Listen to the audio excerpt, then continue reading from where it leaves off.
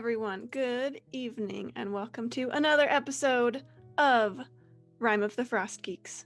We are here with our lovely cast. Playing with us tonight, we have Chase and M, both from Level 1 Geek, as Haskell and Quill. And then we have our wonderful Matt and Ian playing Goliath Brothers Extraordinaire, Stew Drinker, and Moonai.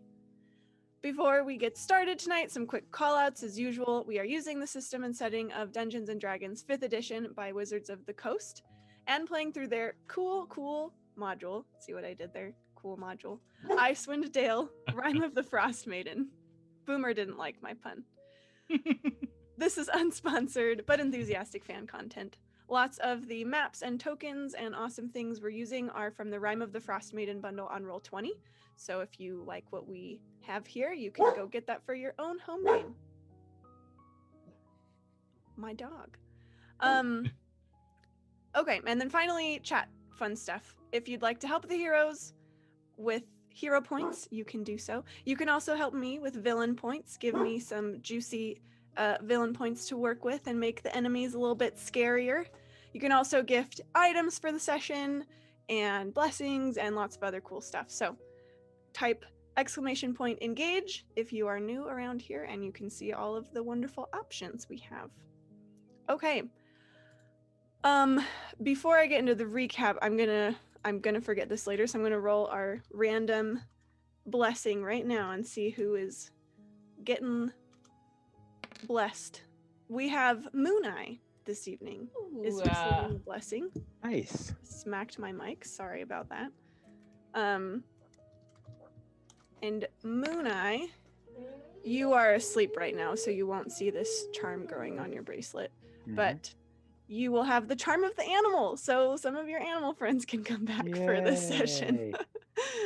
So be thinking about who you want waiting for you in the morning outside the castle. Maybe it'll be a familiar face. Maybe somebody new. Who knows? Okay, now on to our recap. Last week was a very dramatic session. We had lots of stuff happening. At dinner time with the cultists, Quill and Stew Drinker secured extra food and blankets to give to the prisoners down in the cistern of the castle.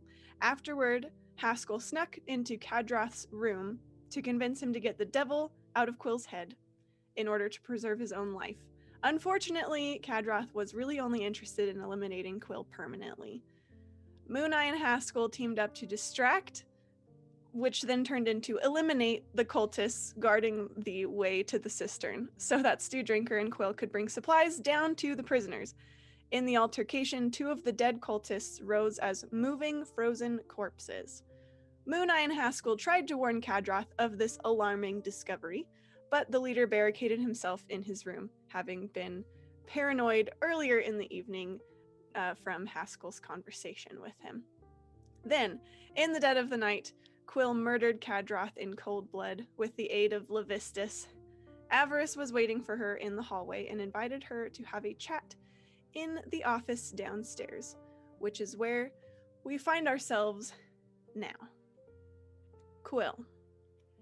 As you enter the silent, dark office that used to be Kadroth's, Avarice shuts the door softly behind you. She sweeps across the room toward the fireplace, and you feel her cloak brush your ankle. The perfume of her wafts into your face, the smell of sweet wood smoke, and it mixes with the heavy scent of blood on the dagger you still clutch in your hand. Kadroth's blood. You can still see him staring at you, wide-eyed, panicked. You can still feel his arms struggling underneath your cold grip. You can still feel the dagger sliding easily between his ribs and his weight going limp on the bed. Suddenly, Avarice snaps her fingers and a fire ignites in the fireplace, breaking you out of your memories. She digs around in the desk and produces a bottle of dark liquid and a couple of goblets. Then she fills them both and slides one to you with a smile. The firelight sends shadows dancing across her face, her deep red eyes that seem to look through to your very soul. She swirls her goblet, takes a sip, then asks with a grin, "What does power look like to you, Tranquility?" Quill is quiet for a moment, and she accepts the goblet before taking a seat, tucking her cold bare feet beneath her. And she'll look across at Avarice.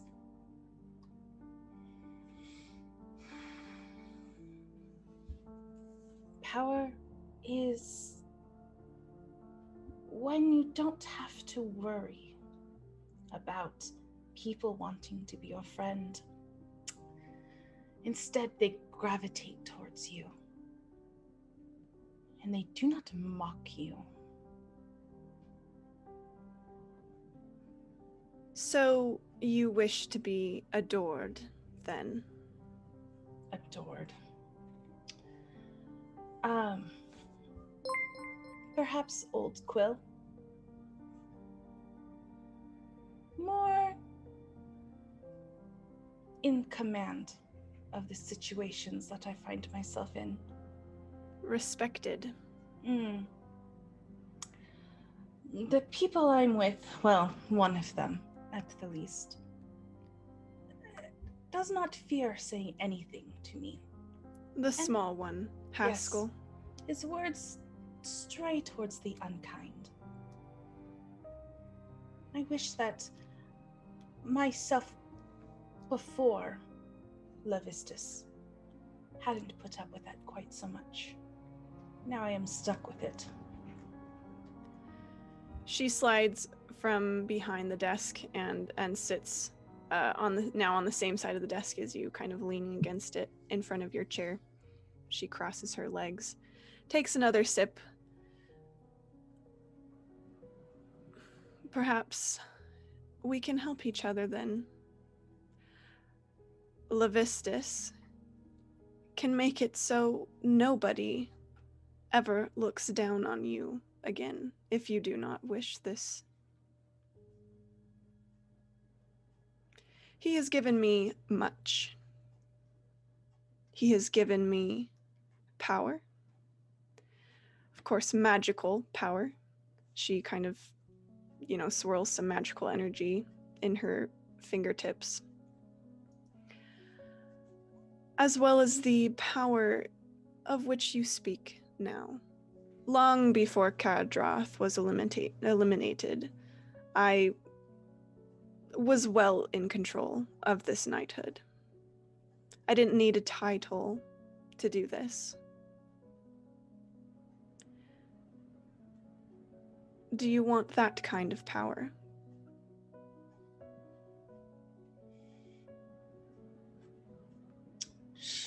She'll think for a moment and then do a one-shouldered shrug.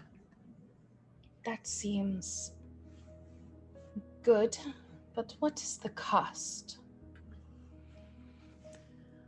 The cost is loyalty, Quill, which you seem to have already exhibited. This is no concern of mine.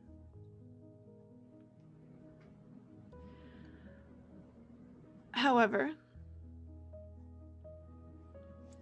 if you wish to formalize it, then our master could aid you more formally as well.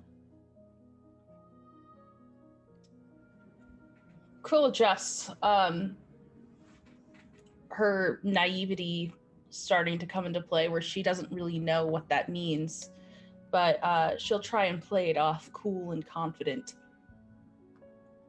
Tell me more of this thing. Avarice gives you a half smile, and she sets her goblet down and just brushes some hair out of your face and looks at you really closely. You are inexperienced, Quill. She just swallows. I see great potential in you. I hope I'm not wrong. Of course you're not wrong. There is great potential in me. I think there is greatness that I have displayed already. And she'll gesture to the dagger, whom she just killed the leader of this fort. Indeed. Avarice will slide her finger along the dagger and taste some of the blood. A worthy sacrifice in the name of Levistus. She snaps her fingers again, and a piece of parchment appears on the desk. It kind of, with a burning flame, it like burns into existence. And the writing on it for a moment glows this like icy, bright blue color, then fades into just regular ink. And a quill appears next to it. A writing quill, not another one of you. And Avarice looks it over. She moves to the other side of the desk and then slides it to you. This is an infernal contract, not to be taken lightly. However, it seems you might be ready for this sort of thing. All this says, really, is you agreed to help me in my quest to find a certain artifact. In exchange, as I said, Levistus will grant you great power and assistance as you do this honorable work. What do you say? She shifts in her seat and will lift up the contract to look it over. Of course, I would be happy to help you, Avarice, to search for this thing. But what if I cannot find it? What happens then? There's no promise of success, merely promise of your assistance. And, as I said before, your loyalty. She looks you dead in the eyes. In her mind, Quill is going to reach out to Levistus and speak towards him, even if he doesn't answer. And she'll say, "Great Lord Levistus, this one, it seems, to be asserting herself into the place that I have just opened up. Is this your will, that she leads instead of I?" You don't receive a definite answer. Okay. But you get a sense of being pleased. Mm. So it's not, it's not like a resounding yes, but a little irritation curls into her stomach, but she quashes it and rolls her head from side to side. Avarice, as it would please our lord, I would be happy to help you with this thing. And she'll lift up the quill. Is there ink nearby or no? No. Okay. Then she'll just tap it against the knife. So it scrapes up blood from the guy who I can't remember his name anymore. Kadra, thank you. And I hope that we will get along quite well in our working relationship. Nothing would please me more. As you go to sign, she'll grab your wrist, and she'll say, that's not your blood, is it now? Blood is not enough, it must be mine.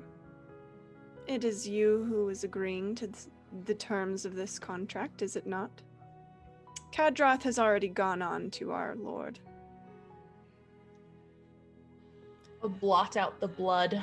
She'll take out a gleaming silver dagger and gently turn your hand in hers and just slowly slide the dagger across your palm.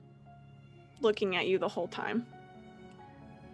She'll be quiet. Chills are like rising up on her skin as she's just bearing this as silently as possible, despite how much it really hurts to cut your hand. That's better. And I can dip this. I don't have to put a handprint, I suppose. We're not complete savages. Of course not. No. And then it's actually not very neat handwriting. She's not very good at penmanship, but she'll scrawl out the full name of Tranquility.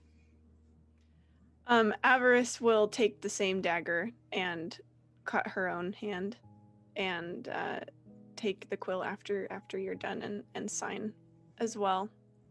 And she'll look at it for a moment and come to your side of the desk and say, those names look so fitting side by side, don't you think? Her cheeks pinken a little, and she looks down and then back up at her. I would agree. They look good together. Now, what are we to do with the chaos that is certain to ensue in the morning? Well, as you perhaps have heard, my friends had a problem earlier with people. They reported quite loudly that there were ice zombies springing into being. My hope is that they assume the same for Kadroth, as I slipped in and out beneath the door, leaving it barricaded from within. Very efficient. And who do we leave in charge here? My immediate thought had been to put, what is his name? Thrub? Thub. I thought to put Thub on the seat. He would be easily controlled, but an obvious next choice. Yes. I suppose I could see this. He is easily cowed. Indeed. Though, while I am not here, I would assume you would be the one doing the pressuring. Of course. One of us would be tending to things at all times. In partnership. Of course. Is she still wearing her big foofy thing? Yeah. She's gonna fluff the feathers like she did when she was leaving last time. She gives you a wry smile. And then she slowly steps toward you. She'll look somewhat taken aback. And she'll grab your bleeding hand. Stings. She's inches away from your face. She's going for the smooch. She's holding your hand hard, like you get the sense that she's like not trying to like hurt you insanely, but she knows that it hurts.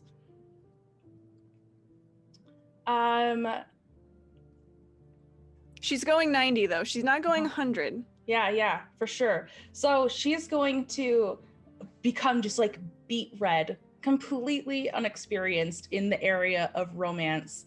And though she's been trying to like uphold this strong and stoic and I know what I'm doing look, she's gonna like cut her gaze down to the side and like totally wimp out. And she's like, it is not that I am not attracted to you. It is just, I am not so easy. And she'll try and play it off as that. Avarice just grins, and she grips your hand hard for a moment and then lets it go. And she says, "Perhaps next time." And she'll brush past you. You see the contract also freeze up, becomes covered in frost, and then just kind of dissipates on the desk. And she leaves you with the fire still going in your new shared office space. Quill will go totally limp in her seat and grab her own cheeks and just be, I can't believe that just happened. Why didn't I kiss her? And just geek out for a second before standing and straightening her nightdress and cleaning the blood off of her blade, tossing the rag into the fire, and then making her way back to her little igloo. Very nice. Okay. Let's see. It looks like we had some blessings getting passed out while that was happening. I was on dice duty for you. I got them all. Thank you. Out. Okay. Do we need to announce them? Yeah, do that, and I'll be right back. Okay. Hang on, I gotta scroll up here and over. We've got some blessings. Okay. Matt, Stew Drinker has one. Yes. And Matt gets the Charm of Fire. Oh yeah. Quill, you hang on. I think I have stone. Stone? Is that okay? Yeah. Quill gets the Charm of Stone. Haskell is getting the Charm of Fresh Snow. I think I have caught up. We have some items being gifted as well, which I will hand out in a moment here. Oh my gosh. A fancy brooch for Stew Drinker? Yeah, we'll get that too. Okay, very good. So we'll skip to the morning. Quill, you're able to get back, no problem. Mm-hmm. And everyone wakes up. Stew Drinker, sitting on your chest is a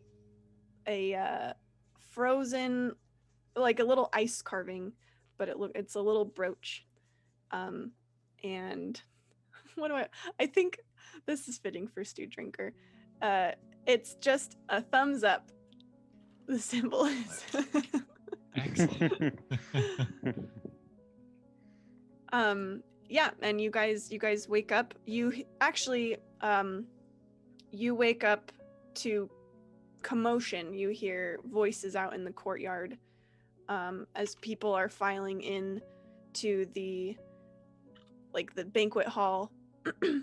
A little bit louder and more hurriedly than you would expect for breakfast.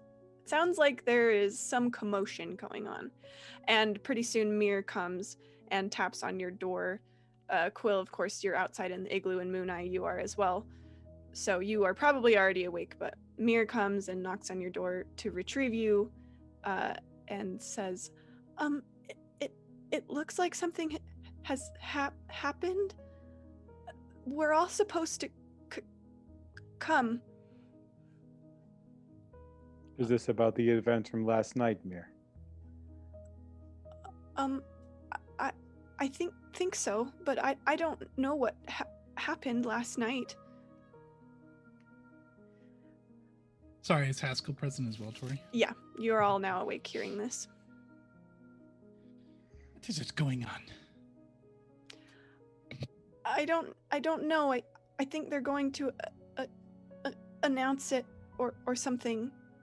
And she scampers off toward the dining hall. And actually, I'll switch us over to that map. Quill in the room? Quill's in the igloo outside. Okay. Haskell's gonna go scurry off straight to the igloo and check for Quill. I woke up already and I'm standing outside. Yeah, I'm standing with her. I have the tyke outside of its cage now, and I'm holding it like on my hip, feeding it jerky. Okay. Both got ready fast. He's gonna go run back in the room and get his stuff. Where's Did my our- quill token? Oh, Did here our it is. guard friends leave the room already? Yeah, they will. They also filed out with you. Oh, They okay. appreciate my bedtime story. Well, they slept, so Oh, sure. that's a success. We'll go ahead and go with yes. There are other people here you recognize, other cultists and stuff, but I don't want to drag all these tokens in. There you go. You're all assembled in the assembly hall. And I'm actually gonna change up music here. We're gonna do this. You see Avarice is in the hall, or in here in the mess hall. That's the word I was looking for, which is weird, given the way that most people have talked about her. She kind of just stays down in the cistern. However, she is up here for this meal, kind of standing over the hall. There's not breakfast set out yet. Everyone's just kind of sitting around. There's, like whispered conversations of, I heard this, and what do you think this is about? And, rumors are just flying around the room. Do I catch any rumors that are about him dying? You don't, but you hear like, did you hear that Kadroth didn't answer his door this morning? Like, nobody's heard from Kadroth, that kind of thing. And you certainly don't see him here. Haskell's gonna turn around. And he's gonna just pointedly look at Quill and just stare. Quill is looking at Avarice and like looking like a starstruck schoolgirl, just like getting kind of shy and like straightening clothes and smoothing down the Yeti's hair and just like stealing glances at Avarice.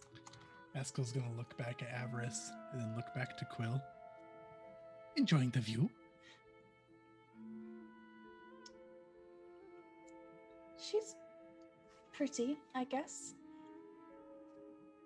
What do you know of these strange happenings? Isn't it the happenings that happened last night with you and Moonai? I suppose perhaps it is. As soon as thought of that. As soon as everyone is more or less gathered, Avarice, she has a pretty ornate staff that you guys saw in her room already, but she kind of pounds it on the ground for attention. And the hall goes silent, and she nods toward Thoob, who very, all crouched like he is usually. He sort of tentatively steps up beside her on the stairs and says, "It seems our master," well, no, he doesn't say master. Levistus is the master. "It seems our noble leader, Kadroth, has been, well, it seems he turned into some sort of frost creature, perhaps corrupted by the power of awhile." I believe you have it backwards. That was somebody else. Not our fearless leader. "We have heard reports of the 2 members who also succumbed to such a fate. We believe the same has happened to Kadroth, as he was found this morning in his room, frosted over. His room was completely barricaded. No one came in or out. We think he Haskell's gonna turned in the night." Slow turn at Quill again as he's explaining this. She'll look at him and then like look back, and then she'll lean in and like, Didn't you turn the one to frost last This time? was not my doing. I tried to warn him. Of what? I tried to warn him of you, but it was only half serious. Of me? Yes. What have Or I so the done? devil in your head. I I cannot. asked him for help. He would not help me. This devil thing again. The whole Hall is, as you might imagine, kind of erupts in similar conversations, whispered volumes of like, what, what's going on? And Avarice pounds her staff again on the ground for silence. And Thub nods appreciatively.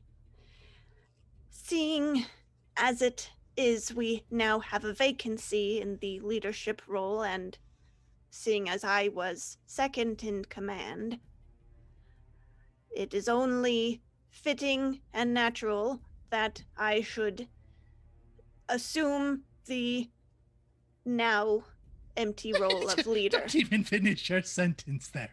You know that's not going to happen. If we're going to replace one weak leader, we need a stronger one, not a groveling maggot. You get the sense, Haskell, that more than one knight tends to agree with you. There's like definitely some murmuring in the crowd. Avarice glances at you, Quill, shoots you a look. Ah, Haskell, what do you care? We will not be here for long. We are going to East Haven, are we not? You have put us deep in these politics. I care at least a little. Enough to not see this group of whatever they are, licking boots as their leadership. And who would you suggest, Haskell? Why not you? Myself, but I am going with you. Yes, a leader can lead from afar. They would be good under you. You and your warm, untainted heart. Fel and Harold, they start up a chant for a vote. They want to democratize this system. And they're getting other people to join in. Can I go up to the front? Sure. All right, I'm going to go up to the front and I'm going to stand in front of Thub here. And I'm going to raise my hands and hope that people settle down so that I can speak. Make a persuasion check. Okay. See how commanding you are. Ugh. Levistus be with me now. If I can get there, I absolutely will. You said a persuasion? Yes. I am not super persuasive. I'm at a +2 though right now. So that brings me total of 15. Yep, you are persuasive enough. Okay, so people quiet down enough for me to speak, even if it's not completely silent. Mm-hmm. And Quill will look around. This is not a democracy. We follow Levistus, and we will follow the person that Levistus tells us to follow. Yes. And how are we to all be sure who Levistus has chosen? Because this last leader that was slain swore to the Seven Hills that he was the one to be chosen by Levistus. This is clearly not the case. You are so wise, Haskell. Perhaps we could, commune with him in that way. And how is that? In our own heads, and we are to trust each other of the whispers in our own ears. Then let us be written before us. You have heard of these spirit boards, yes? Where they spell out what they wish? Don't treat me like a fool, Quill. Of course I have. Then why didn't we not use one of those? You can be one of the hens upon the board. It seems fair. And who is Avarice find to be another one? I would prefer Moonai be one as well. He is a There. mystic after all. He sees things beyond that He of is our not realm. a member of this order. And why is that? I He saw him possesses- inducted by the previous leader. Because I chose not to be. You're not helping my case, Moonai. If we wish to speak with Levistus, then we can do so. Not all of us in this room have such a weak connection.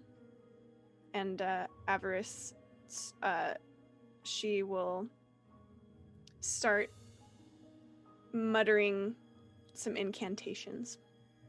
And she'll pull out one of the feathers off of her cloak, kind of thing. Or poof? Yeah, her poof. Also, Haskell, you look down and see underneath the table a nice ice sculpted brooch.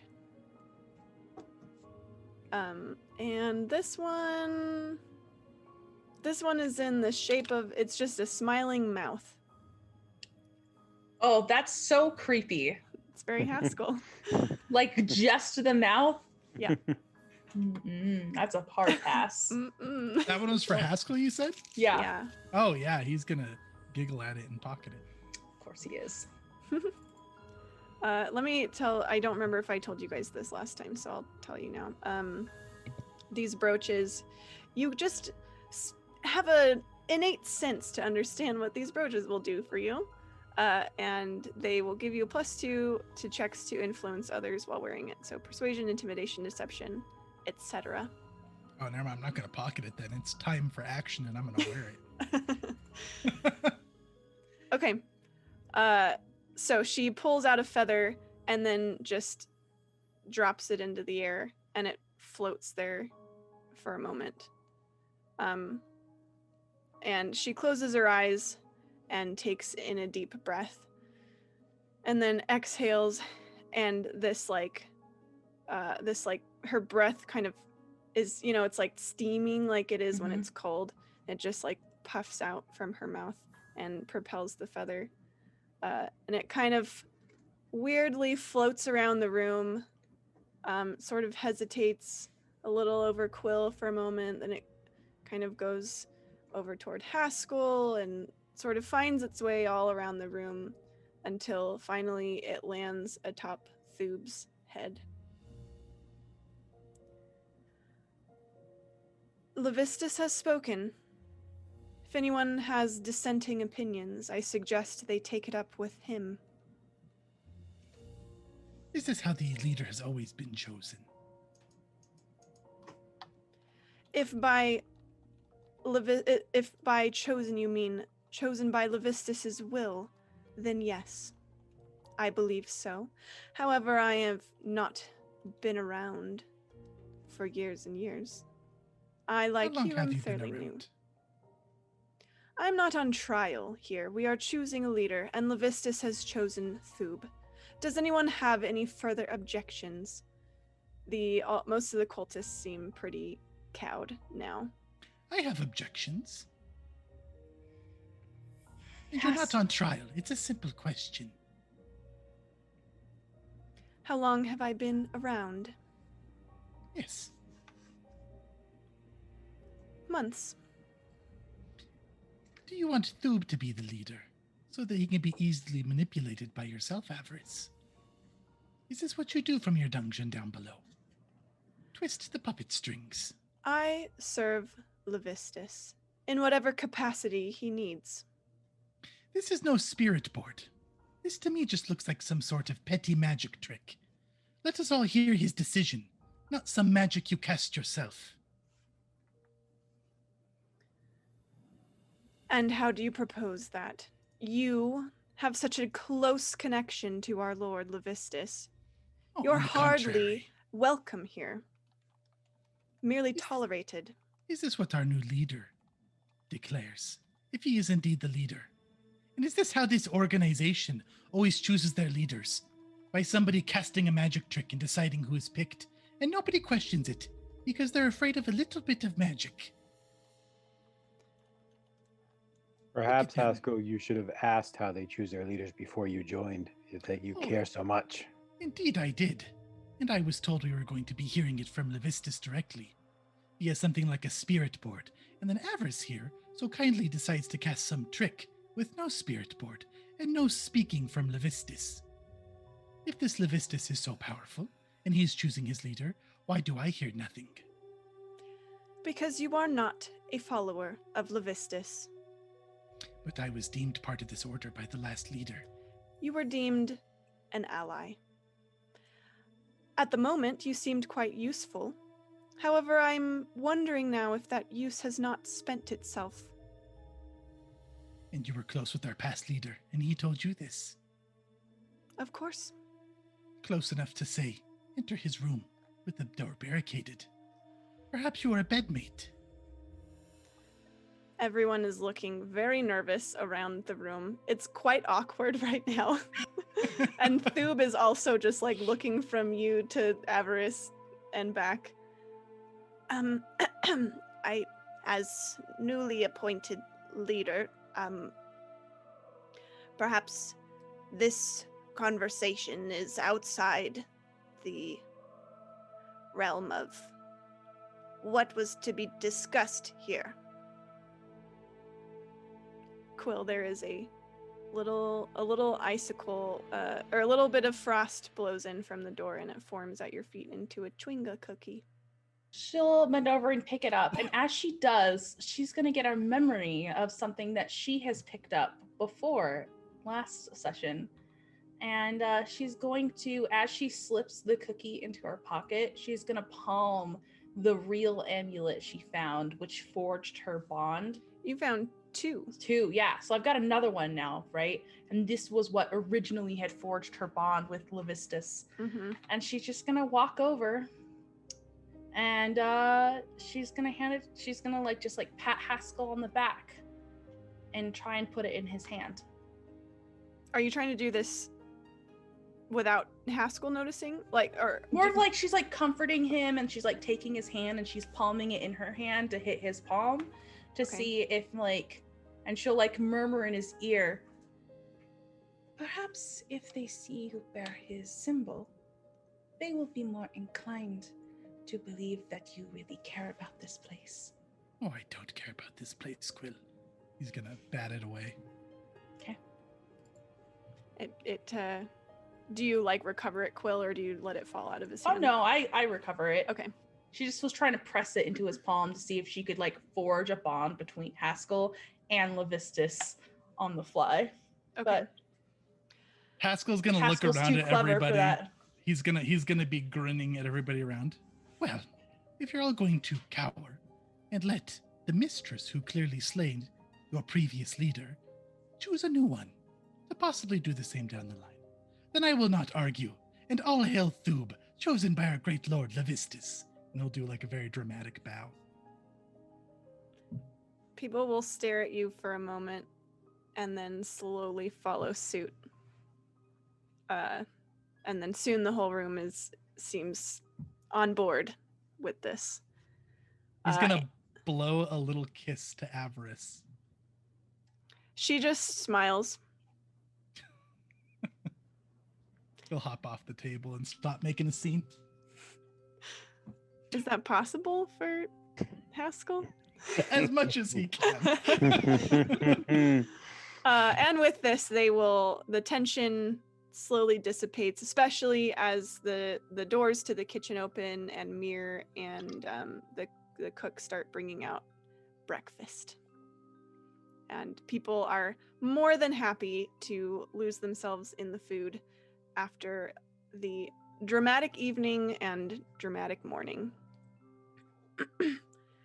So you guys enjoy breakfast, or at least eat it, even if you don't enjoy it. And what is it? What do you want it to be? What is it, Matt? Oh. It's goat's milk, because they've got pancakes? goats. Pancakes? Okay. Yeah. If those Fancy exist. oatmeal with Pancakes fruit. and goat's milk. Yeah. Very good. Yeah. Later on, Mir will pass you later on Thub will come find you, come talk to you guys.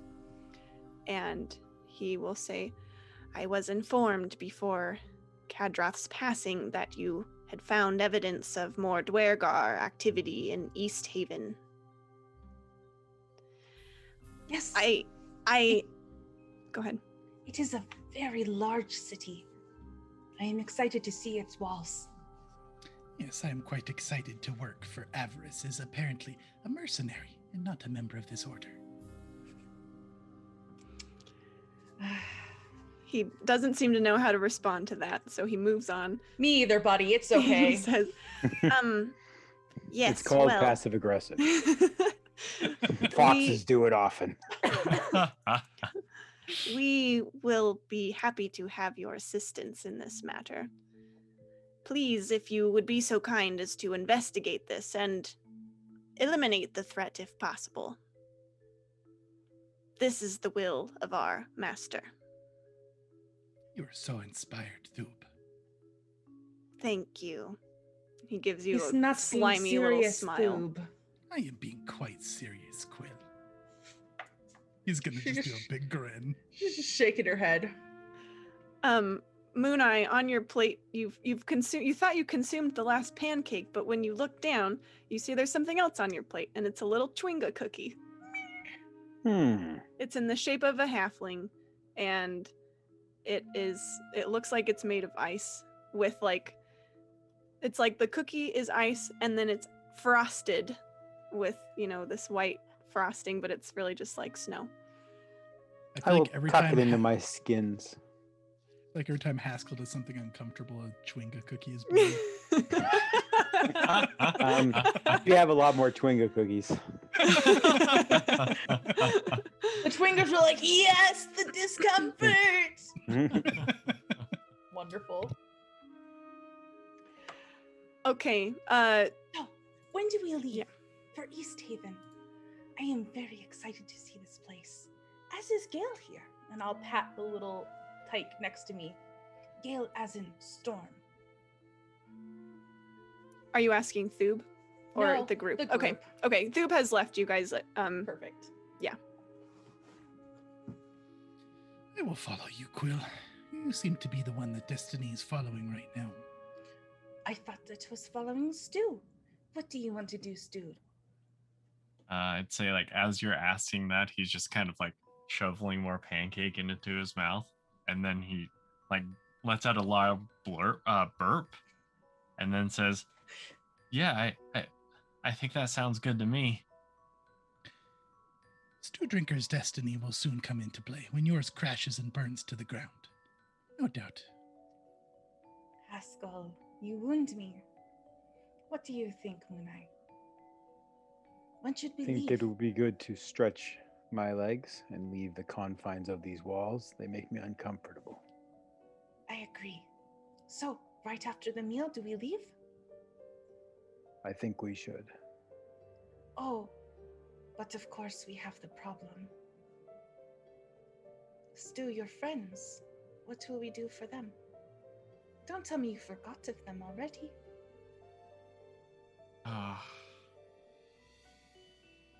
I'm not sure. I'll have to think about it. I know they've got a little bit of food. They've got at least some warmth, but I'm sorry. I've never done that before. So Perhaps if some of our friends could have campaigned a little harder to have a more competent leader, we could have freed them ourselves. I'm I sorry. suppose none of you thought of that, though, did you? I did not think of it, Haskell. I am sorry. Still naive, Quill. Even with your infernal heart. Haskell, you seem to have been supportive of Thoob at the end. Perhaps you can ask him to free them. I simply know when to call defeat.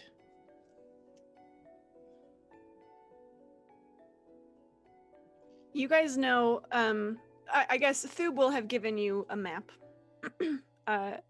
and have informed you that there used to be a ferry from this town to East Haven, which made the trip quite short. But since the lake has mostly frozen over in the eternal winter, the ferry has been inoperable and has stayed in East Haven. So the road there is much longer and is about a 9-hour walk. Okay. Can So we it'll walk take- across the ice? Would that be a shorter walk?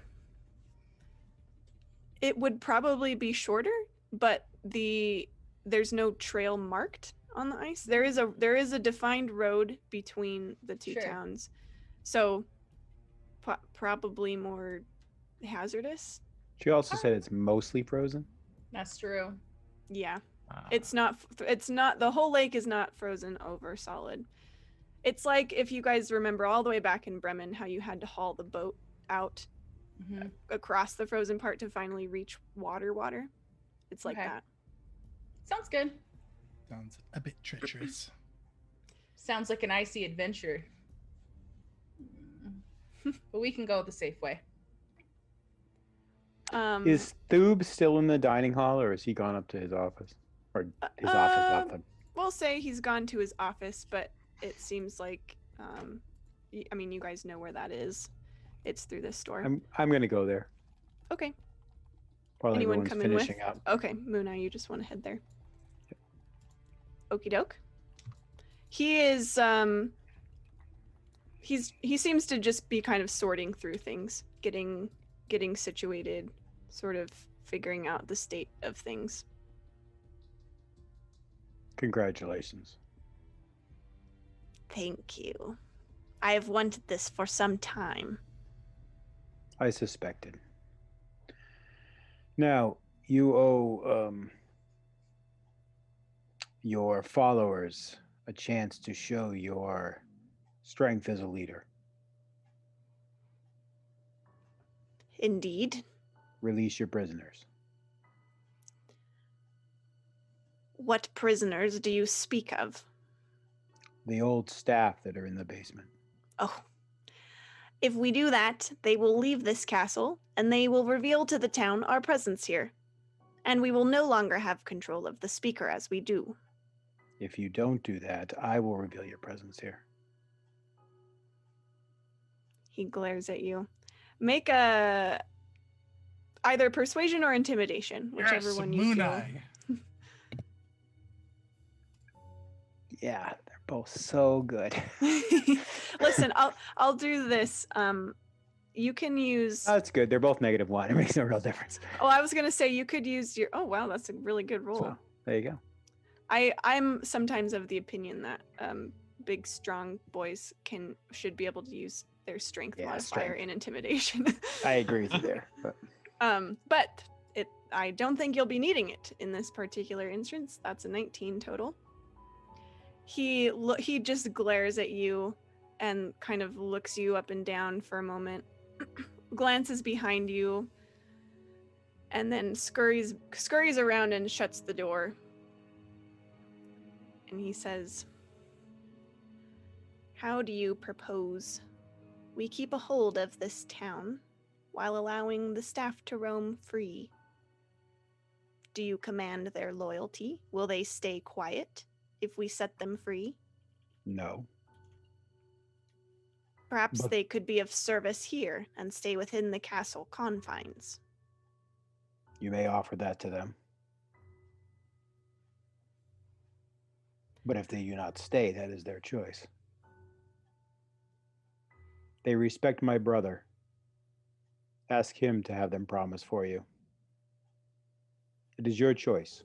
Free them or do not. But either way, people in town will know that you have imprisoned them and that you are here. I will not miss you being here, but I will and consider. I will not miss being here.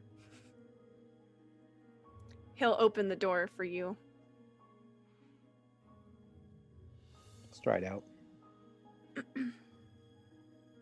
All right, they're cleaning up in the mess hall. Your friends are hanging around, chatting with Mir probably. Well, not Quill, but Mir's chatting with Stew Drinker. If Avarice is still here, I'm gonna be stealing glances every now and then, kicking myself for missing the moment last night. Yeah, she eats at the head of one of the tables and is slowly enjoying the meal to herself. And Haskell is here. Unless he left. Can I perceive to see if I notice her behaving this way? Quill? Yeah. Sure. You can make a insight check. Quill, how obvious or not do you think you're being? She probably doesn't think she's being very obvious, but she's never been love struck before, so it's probably more obvious than she wants it to be. Can I roll for that too? Sure. Stew Drinker would be interested. Haskell only got a 9. Haskell, what are you distracted by? You're not picking up on this with Quill. Haskell's wondering what Moonai is doing. He's probably okay. Like waiting for Moonai to do. Yeah. Stew Drinker, you do kind of pick up little hints of this behavior. Okay. In that case, I'd like to say, would you hang on a second, Mir? I think something's going on with my friend. And Okay. then Stew Drinker will go over to where Quill is and just kind of put a hand on her forearm and say, "Hey, you okay?" Oh, I am of course okay. Are you okay? Yeah, I just noticed. I mean, you seemed a little maybe down about something, and I hope this wasn't about last night. Oh, no, I am not down. But thank you for checking. That is Yeah, very kind of you. I think we did a really good thing last night. We did. I have a question for you if you have a moment, Stu. Yeah, Sit, please. sure. What do you think power is? Power? Yes. I think power is it's being able to do the things that you want to do without being afraid of what other people might think. To be able to live the life you want to live and help others live the lives they want to live.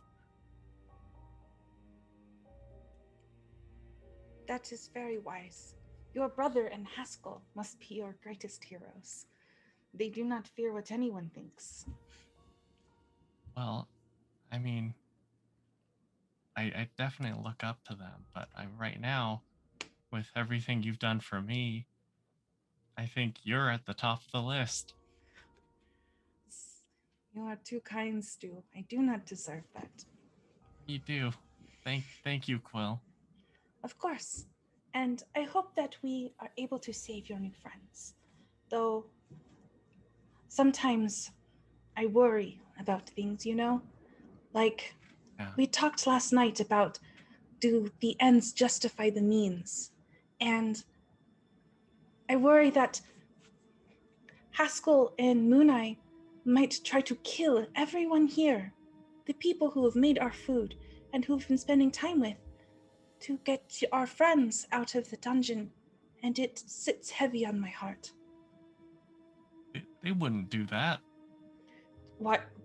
You saw what they did last night? And she'll lower her voice to a whisper. No, there's got to be a better explanation for this. I haven't had a chance to talk with my brother yet. I need to think. I'm sorry, I did not mean to concern you. I was merely sharing what has been weighing on me. Okay. Well, if you notice anything else, please let me know, okay? Of course, of course. All right. Enjoy your breakfast.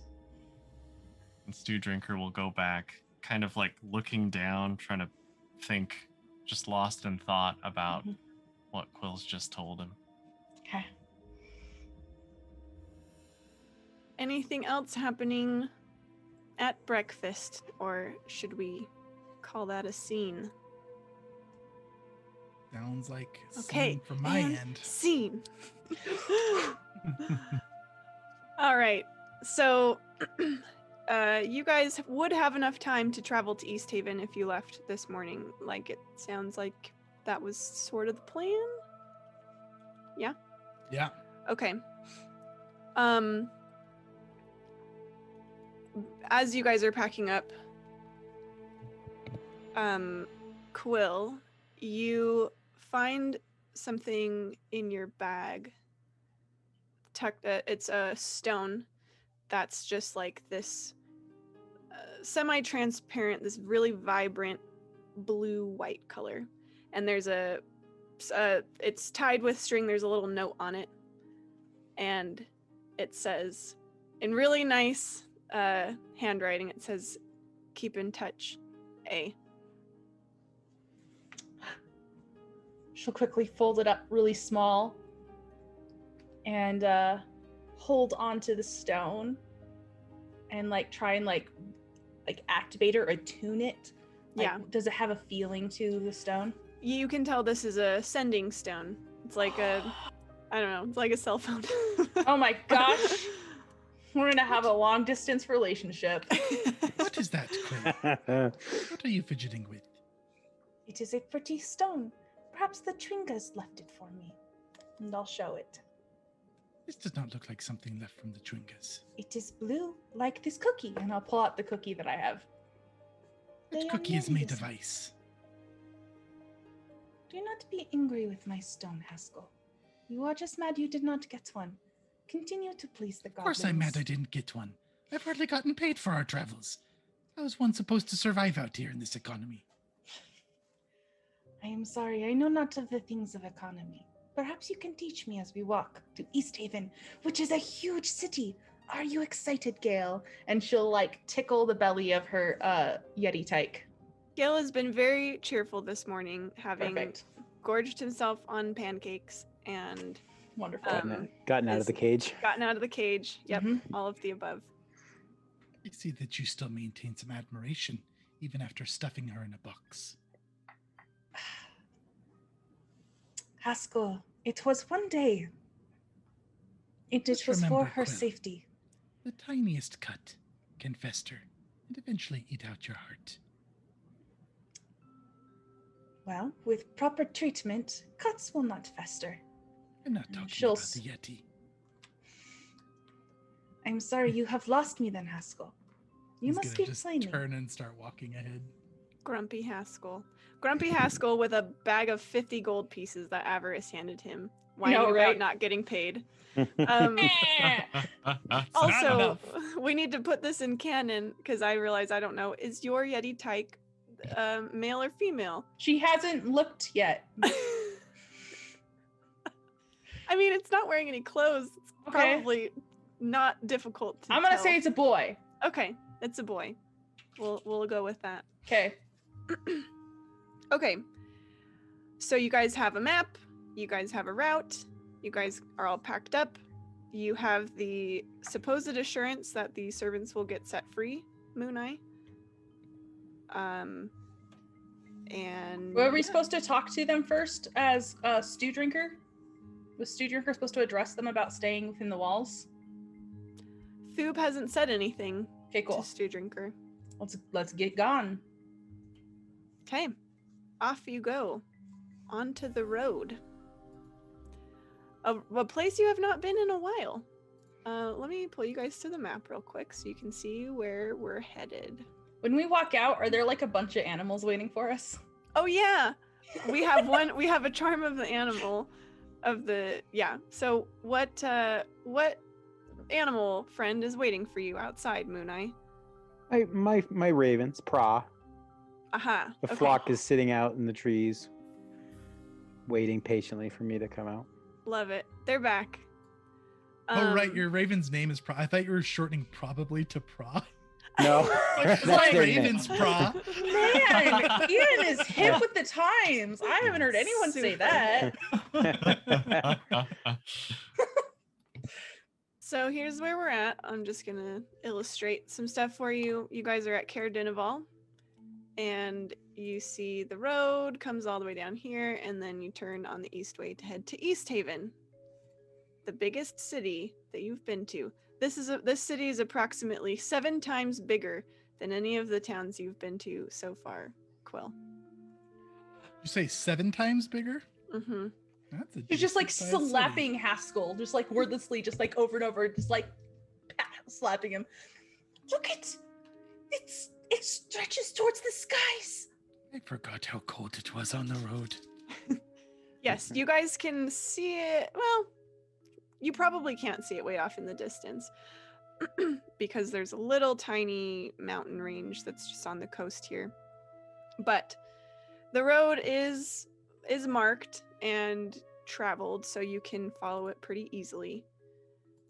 And your trip, other than being quite cold, is fairly uneventful all the way to the east way. So by now you're over halfway done with your trip. It's probably getting on toward late afternoon, early evening. It's getting darker. because there are only a few hours of lighter time anyway in this eternal winter. But you think you can make it to East Haven, and it would certainly be safer to press on to the city than it would be to camp out here in the middle of the night. So I'm going to cast light on my drum. I figured such a thing would happen. I'll activate my charm of fire. So Oh, it's yes. glowing. Your charm of fire, that gives you 15 feet. Mhm. Okay. Very good.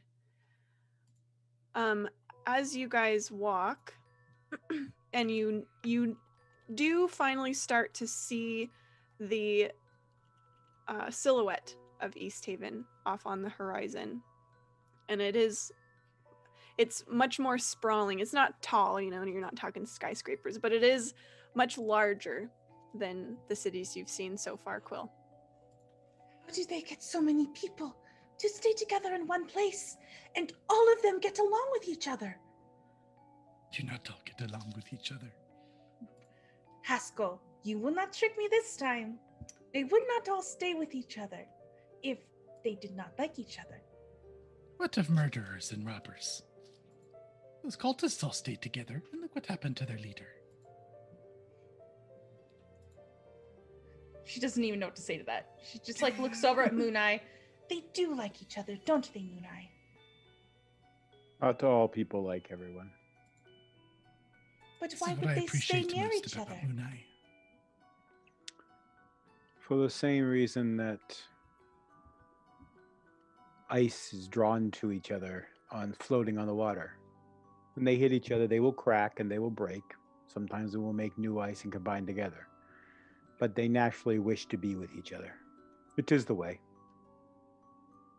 I suppose. I don't think I have told you this before, but I was raised by a hermit, and I did not spend much time in these cities. I have never been to a city myself. I have spent my childhood was with my family, but most of my growing up was alone. Oh, so you understand. Do you have the excitement that I feel? It Not builds at up all. in my chest. Oh. I see. And she'll But I look can over. understand why you would have it. Oh. What about you, Stu? Are you excited to find your adventure? Yeah. Let's take care of business. Are you all right? Yeah, I'll be okay. She'll look worriedly to Moonai. And then back to Stu. And then back to Moonai. Brother, are you nervous about the city? A little bit. I don't think I've been around that many people before. You will be fine. You have been surrounded by a herd of muskox and heat. You will be fine in the city. That's true.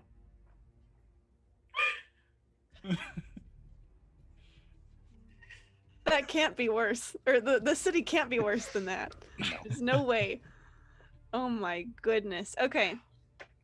As you guys get a bit closer, I need all of you to make perception checks. Aye, aye. Aye, Captain. 7. I got a nat 1. I'm too excited. She's just talking about how many Yeah. how many places there are, Well, and this look is at all very the people. fitting. 20. So Stu and Quill are engaged in conversation about the city. However, Moonai and Haskell, you notice along the road not right on the road, but a little ways off, you notice a dark shape on the ground. Medium-sized, a quill-sized dark shape on the ground. There's something up ahead, Moonai. Do you see it? I do see it. Does your I cannot special make eye out make what out it any is. detail? Yeah, can I tell with Yeah, my as you guys get a night little vision that I have? Yeah, as you get a little closer, it looks like a body. It is the body of a human, perhaps? I'm going to go inspect it. Okay. It looks well, it's very dead, very frozen. I'm going to keep my eyes up, watching the land around us. Okay. It's hard to tell with the frost haskell how long it's been dead because you can't imagine bodies decay super quickly out here. But it does look very, very frostbitten, and it's partly covered in snow. It doesn't look like it's fresh. Are there any holy symbols or unholy symbols on it? Not that you see. The clothing it just looks like a commoner, just a townsfolk. They're not wearing armor or any weapons or anything. I want to loot anything I can find. Okay. So kind. They actually don't have anything. Not just nothing of worth, but there's nothing in their pockets or anything. Somebody else has already claimed this soul. Moonai, as you're looking around and keeping your eyes up, you see a little ways off another dark shape on the ground.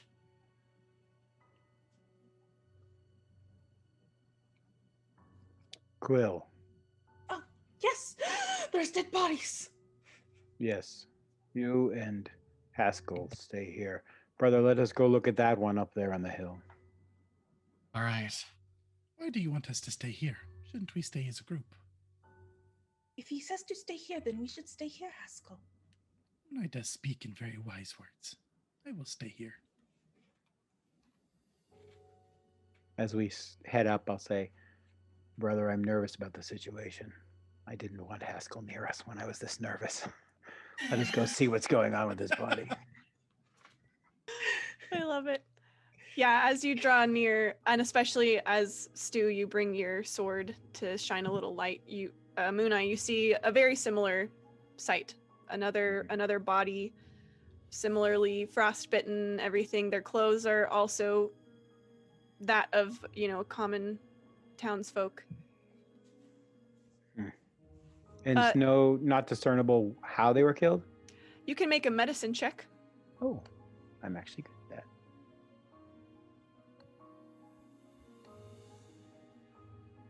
that. Well. Wow. Oh. Okay, so no discernible injuries. It does not look like they were violently killed. It seems your best guess is that they probably froze to death. You also, however, you see you see rope burns on their wrists, like as if they were tied. Oh.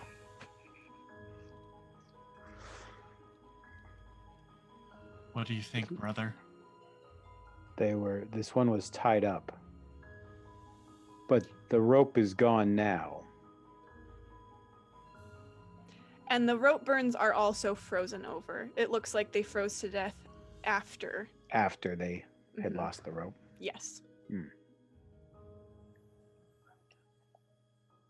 You hear some footsteps, some snow crunching off in the distance, and it's hard to see. You can't see this, Stew Drinker, because you can't see much farther past your light, but off in the distance, Moonai, you can't really make out great detail, but you see a bright light that is moving. Oh. The light is approximately at head height.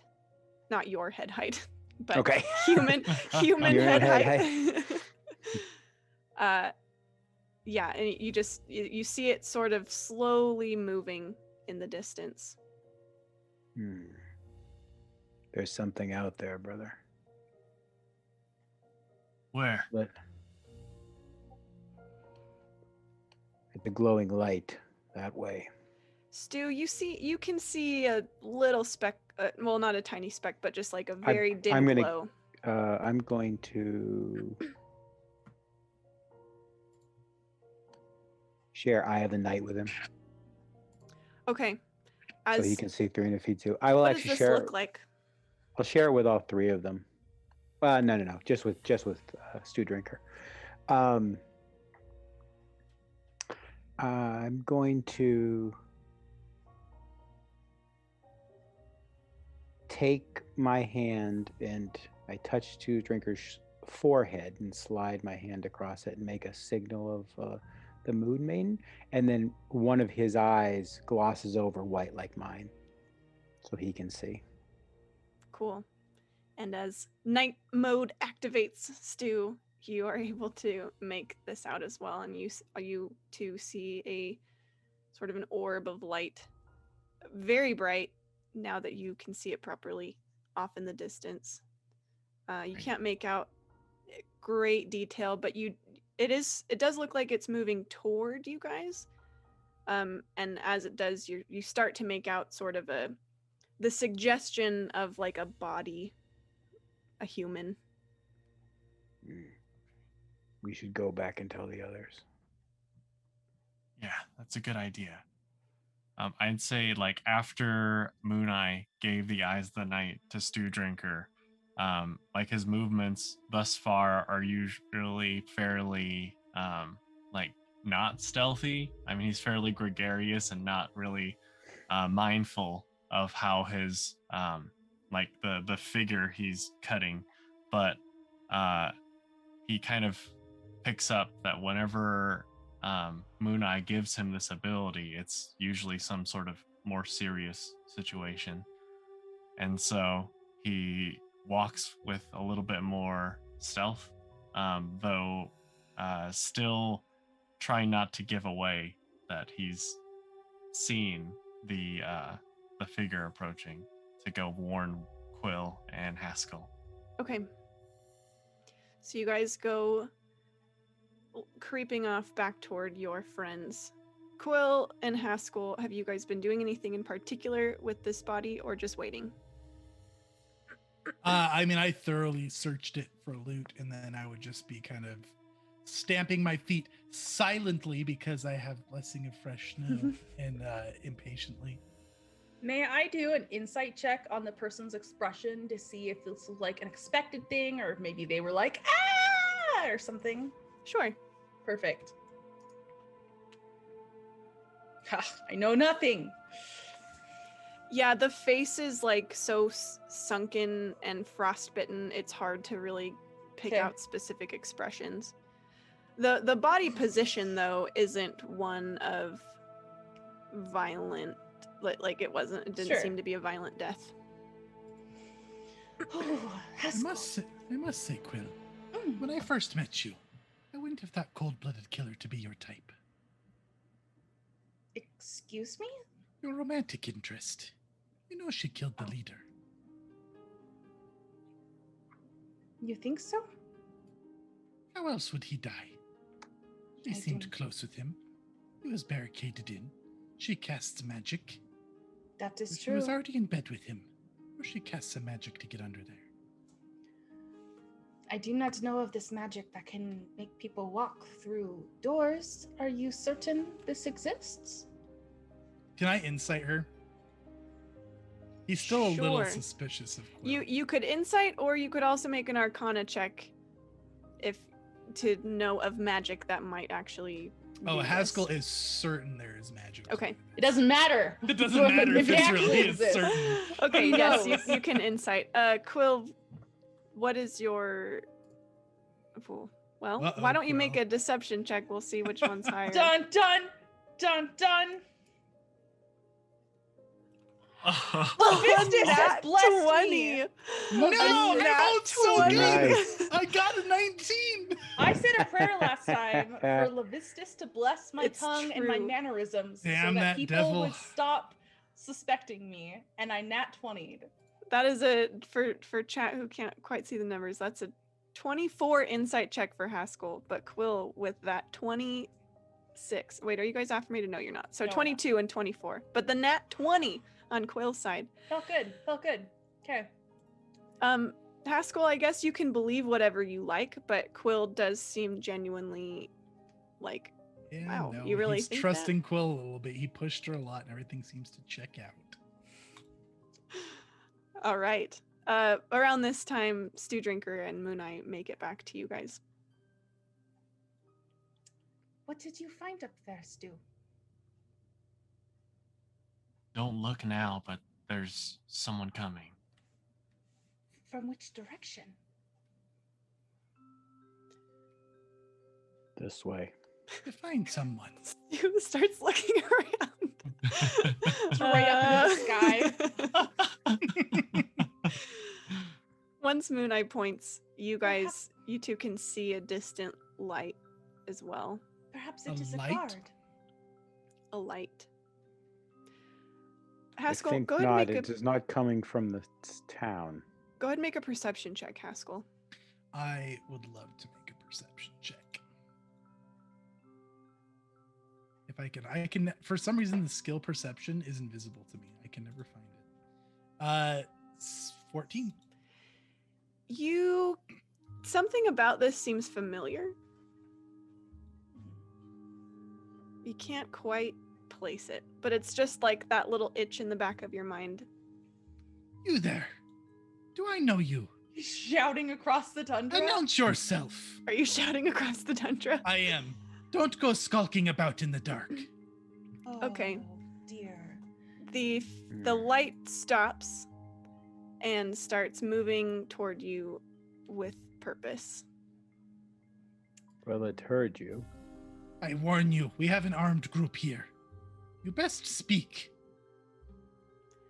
Have I ever heard of anything like this in the tundra? Like there's, a spirit or something that's known to... We've this way? fought a wintry spirit before that glowed blue. You can make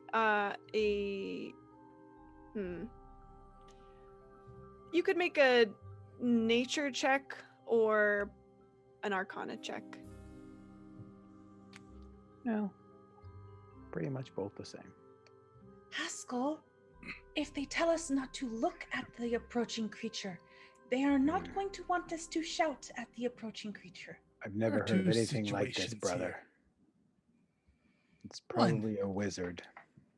This is something friendly, like a wizard. 2, it is something unfriendly, and we are to put it down before it attacks us in the night from our Aren't backs. we looking for a wizard? For avarice? Perhaps. All the more reason to speak to it. Mm. And it hasn't said anything or made a noise. No, it's moving toward you still. And once it gets within where you're able to kind of see it better,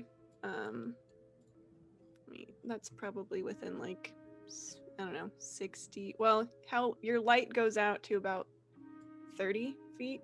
Mm-hmm. And then it has light. So yeah, probably around 60 feet or so. You see this figure, and it is wrapped up in a cloak, like winter, cold clothing, and its face is just an empty pool of bright, blinding white light. And we will take our break there, and when we get back, we'll roll initiative. Oh, snap. So we'll be back in 10 minutes with some spicy combat for you guys, where I can finally dump some of these villain points. So don't go away, chat. We'll be back in Maybe 10. we can talk our way out of this situation. Haskell is a see. bard, you know. Moonai's not going to talk us out of the situation, but Haskell. We shall see. Bye, guys. See you in a bit. All right. So when we took our break, the group had just run into a familiar face, at least familiar to Haskell and Quill, and we have rolled initiative. So coming up first is Moonai. You see this figure dressed in townsfolk clothing, and the face is just this bright white light. And you're getting monstery undead vibes from this, Moonai. These are very dangerous, Moonai. We've seen one of these before. Be careful. He is actually telling the truth this time. I am quite concerned. So seeing the concern hearing it in their voices and seeing it in their faces, I am going to call on the aid of the Moon God Maiden to give us support and protection, which puts a light shimmering glow of moonlight around us, giving everyone, choose up to 3, so not myself, but everyone else gets 5 extra hit points, and your max goes up by 5. Ooh. Temporary hit points. Oh, Quill, don't forget your 10 temporary hit points from Oh, Levistus. you know I won't. Courtesy of Elman. Is it temporary hit points or is it actually increasing my max? It's Each target's hit points maximum and current hit points increase by 5 for the duration, for the duration. which is 8 hours. Yeah, that's awesome. That's better than temporary. That is That's definitely true. better. That's true. Are you moving, Moonai? Where's the bad guys? What direction are they coming in? Yeah. Sorry, can you guys not see it at all? Maybe I'm not too far zoomed maybe in. if I Oh, go I see out. it. It's this direction. It's about 60 feet away. It's over here, over yonder. I guess it's a little less than 60 feet. Oh, I see. Yonder. Mm-hmm. Perfect. Yes, I will move. Okay. And as soon as Moonai is done Oops. moving, it will be Quill's turn. Okay. So, it looks like I can't move me. I can only move the ravens now. This happened last time. Weirdly. You only get one or the other. I don't know why. I'm going to turn over to Haskell and be like, all right, I know that last time it got in your face and you could not escape. So take this. And her, like, a glow is going to start in her chest and come up to her mouth, and she's going to catch it and press it into Haskell's chest. And I'm going to give you dragon breath, and I'll put it in chat so you can see it. But now you can use this ability. Okay. Wow, that's cool. Right? Do you want to summarize it for chat? Yeah, I would love to. So basically, he gets a dragon's breath ability that he can use. It's a 15-foot cone, and they can take 3d6 damage of whatever we want. Oh, and My heart fire I is believe it's- smoldering. I have to choose one. I'm gonna choose lightning because that's been her thematic thing lately. And I'm actually going to, as my other actions, take my tyke off my back. I'll say, run, get out of the way. This one is quite dangerous for you. And I'll have my little tyke Gale run away so it won't get hurt this fight. Okay. Thanks. That reminds me I need to put little Gale on the map here. Little baby Gale. Okay, So And- Gale will go scampering off behind this tree over here. perfect. Okay. Are you moving, Quill? Nope, those are all of my actions. Okay. Stew Drinker, you're up. Right. Recognize the gravity of the situation. Stew Drinker would like to move forward 30 feet. And 15, 20. Okay. And ready a swing at this thing if it enters into melee range. Okay. Haskell, That'll be it. you've got lightning breath now. I do have lightning breath. It's a 15-foot cone, right? Yes. All right. So Haskell was about to go invisible, but then he just got this blessing.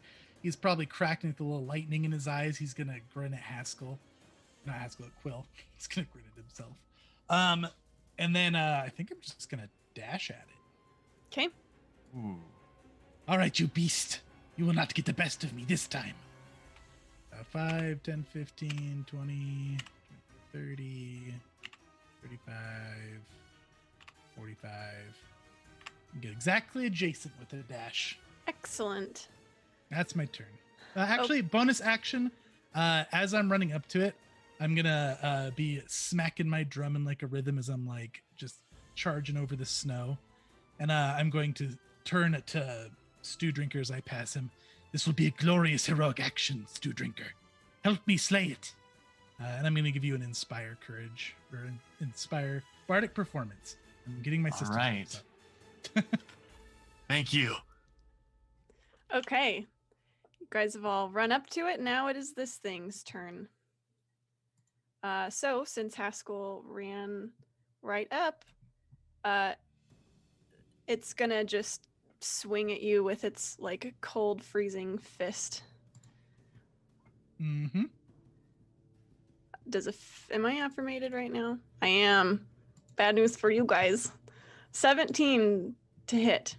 A 17 does hit me. Do I get to know what number you rolled or no? Oh, sorry.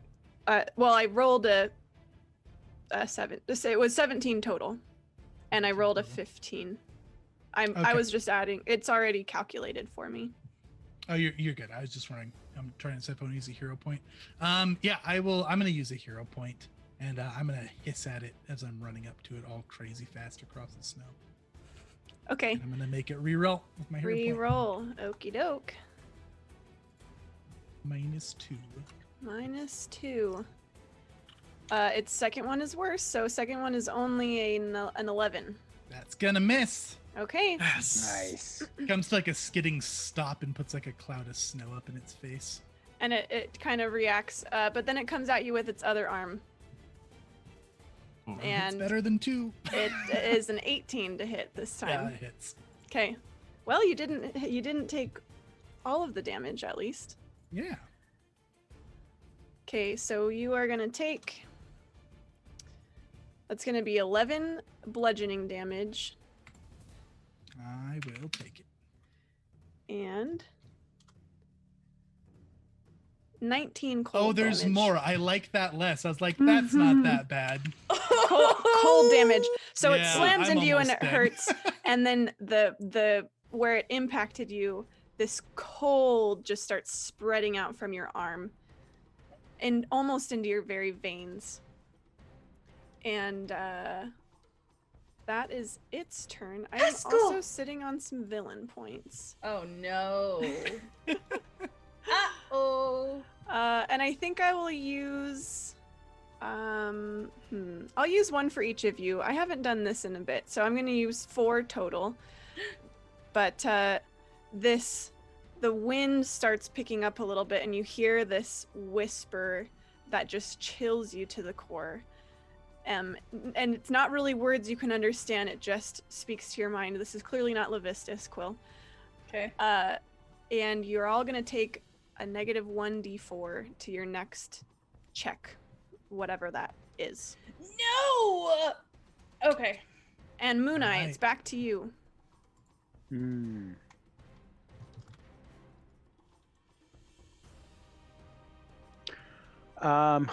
I'm going to.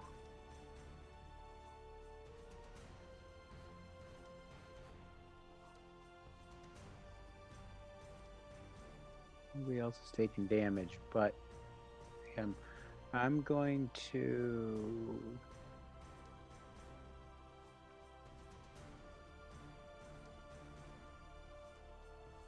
Actually, that'll.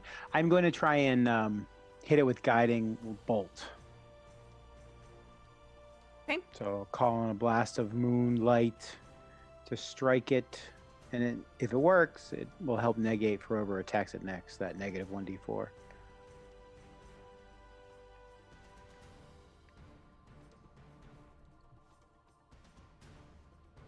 Nope. Oof, with only a 7 to hit. Wait, and you didn't technically roll the 1d4, but it was going to miss anyway, so Yeah. we'll just say you expended it. Yeah. And yeah, so that goes sailing by. Moonai, I know that these ravens are non-combatants, but I will go ahead and say that they can aid you if you want them to. They can take the aid action. They cannot, however, go fight enemies. Okay, good to know. Would you like to move or tell Prod to do anything? I will move forward a little bit.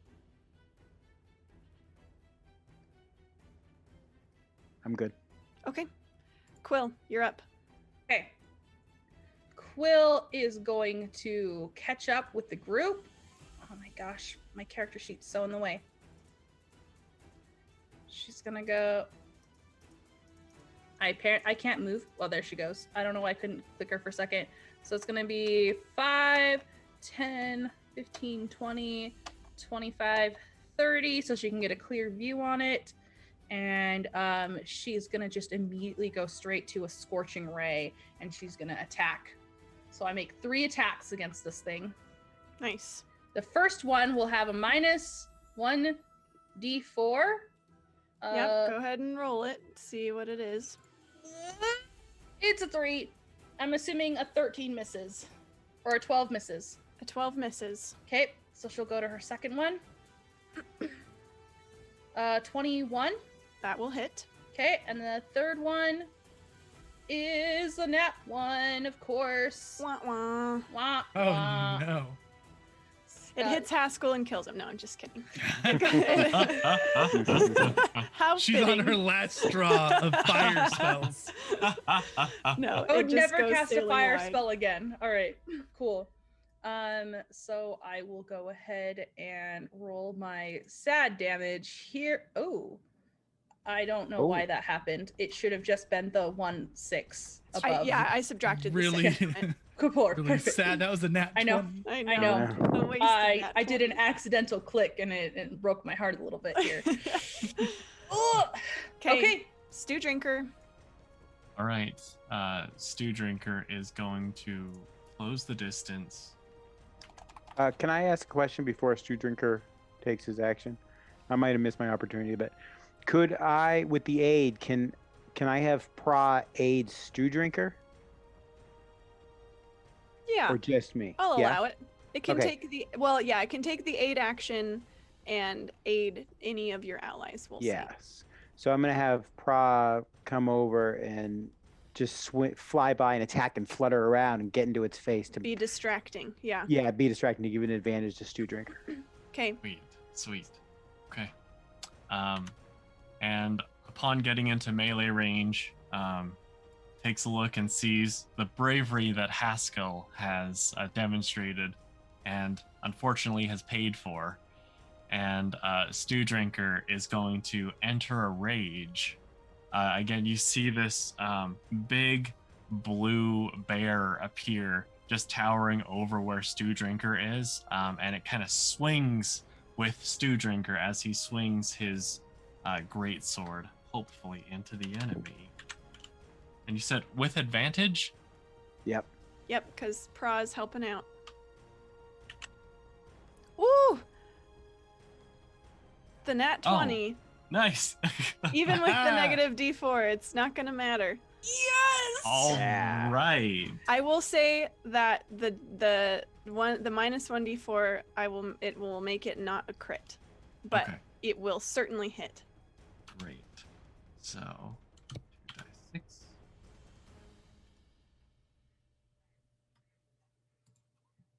And you're rolling the fire damage as well, right? Oh yes. Okay. Absolutely. That's How 17 could we points of forget? damage. That is a good swing for sure. This thing like shrieks. It doesn't really have a mouth. Well, if it does, you can't see it, but just this ghastly shriek fills the air. And now it's up to Haskell. Okay, so Haskell should heal himself, but he won't. He's charged with electricity and he wants to breathe lightning, so he's just gonna scream at it. His eyes are gonna crackle with lightning. I'm gonna put it on this corner, so I believe it should just get it and not get Stew Drinker if I Yeah. go from the corner. So it's gotta make a reflex saving throw. Okie doke. Come on, buddy. Be so bad. I'm not affirmated anymore. Chat has swung to your side at last. Woohoo! So that's only a 10. Fail. That's gonna fail, so I'm gonna roll the damage. I guess that's a good question. Is it against mine or yours? Against yours. Okay. Says in the spell. 10 lightning damage. Nice. What does this look Wait. like? Oh, Since it's my spell, can I spend my sorcery points? ooh, I like it. Yeah. Yeah, I'm gonna spend a Oh. sorcery point. You can reroll the 1 and the 3. Ah, nice. Okay. Big money, big money, big money. Come on. So it's Nice. 3 higher damage, so 13 Nice. damage. 13 damage. Okay, cool. What's it look like with lightning coming out your mouth?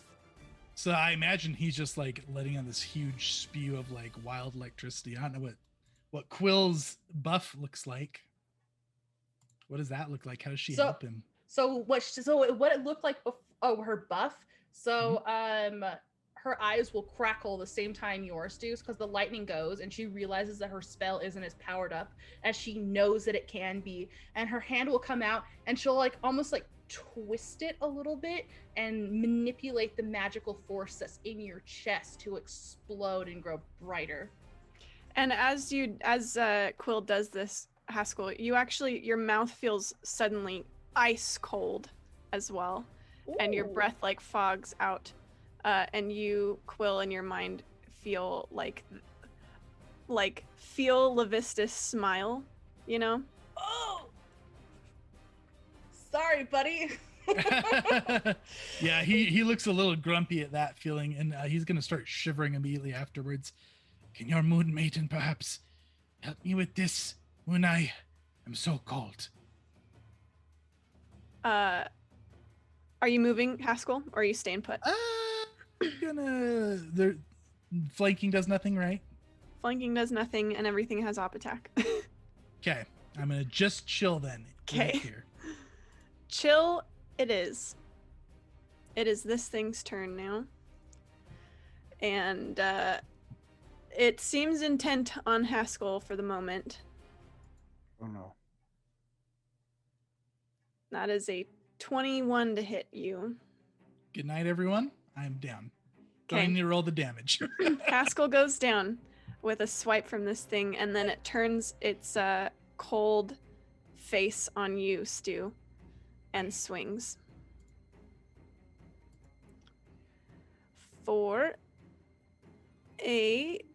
That's only that's a 16. Oh, I'm that is a affirmating hit. again. That was because of chat. So Bum, bum, bum, bum. and you are gonna take this much bludgeoning. That's 6. So that is this kind you'll resist. And this is cold damage, which you will not resist. I will. Oh, because you're as a fire. That's true. Bear Oh, the and Bear. totem. What I picture is that as the cold like tries to take over him, he has like this mother bear just kind of shielding him from it, and as such, it'll be halved. Nice. That's so cool. Oh, That's the one we want getting hit then. Yeah, Haskell needs to stop being so anxious. Going melee mode. oh, quick question. Mhm. Sorry, technical That's okay. thing. As a Goliath, I also have resistance to cold damage. Do those stack, or will it just be half? I don't know off the top of my head. Okay. Isn't resistance in 5e just resistance? You either have it or you don't. Oh, okay. I think. I think From it my limited probably knowledge. doesn't stack. Okay. Resistances do not stack. All I right. believe, yeah. So it'll just be, you'll just resist it the one time. Okay. Thank you. But that means you can resist cold even when you're not raging like a bear. So that's Yeah. cool. Okay. I've been re-upped on my villain points as well. Oh dear. Yeah, that's not good. Oh no. It's not good. So Oh, shoot. I'm going to use 3. And you all need to make, let me see what I said it was. I believe yes, please everyone make me Constitution saving throws. As the thing's face, just the light in it gets brighter and brighter and brighter, and suddenly it's just blinding to look at, and it like pulses out. Oh dear. Alrighty. I did not mean to roll with advantage, but it'll be a 15. I Okay. have 21 with Mine is a chat. 7. Oh, Haskell, you're good. Sorry, because you're already unconscious, so this you're will not good. affect you. Oh, okay. Moonai, you are blinded. Now you're blinded in both eyes. I know. Oh, Oh dear. And what does blinded do in 5th edition? you can't see it, so any like spells and things that require line of sight you can't use. If you go up to attack, you'll have disadvantage, and attacks have advantage against you. Okay. I believe that's pretty. Oh, and then you automatically fail perception checks that rely on sight, but I don't think you'll be doing much of that right in this moment. Okay, and it is your turn, Moonai. Yes. And chat has also requested a random fact from Moonai. You can do that this turn, or if you want another round to think about it, that's fine too. Okay.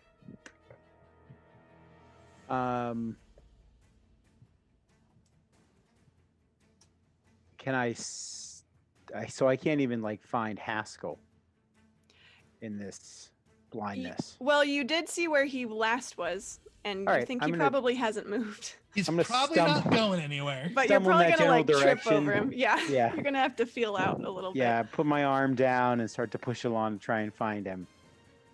bit. You can do so. And I will cure wounds on him. Oh, And thank I will goodness. cast it at a 2nd level for an extra. Okay. And chat wants to know what Moonai's greatest regret is. Whenever you Okay. have that. And Haskell, you get 6 hit points back. 6 points is all I need to stand up. So that's greatest regret and another random fact? Or No, that just is the that. random fact. that is the random fact. It's probably meeting Haskell. Let's be real here, guys. Hey, him and Haskell pulled off a wicked heist together, all right? It was wicked. It was. was wicked. It was not smooth.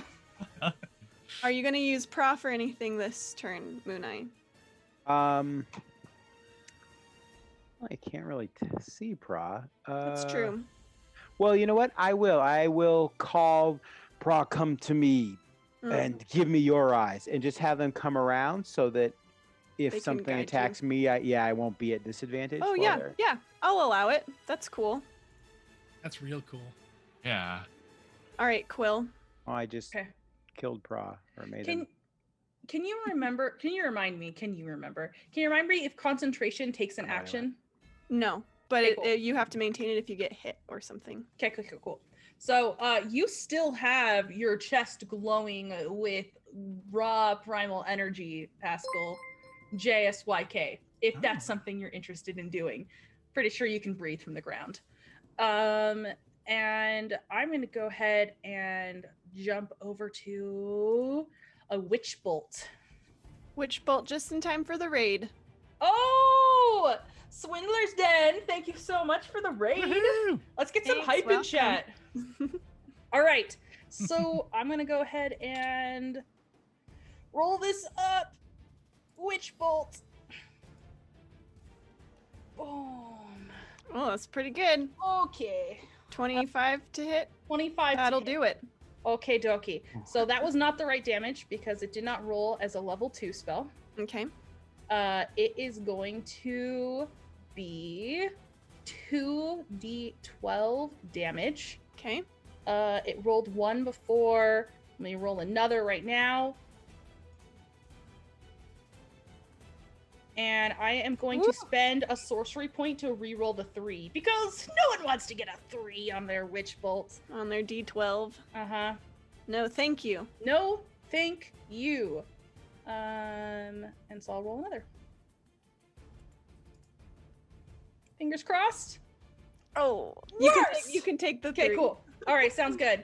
14 damage, and this is like a bolt of, so this, since it's her witch bolt, she does her thing where she spins in a circle with her toe out to draw a perfect circle around herself, and then this bolt of lightning will come from her hands and attach to it, and it's still linked from her to it.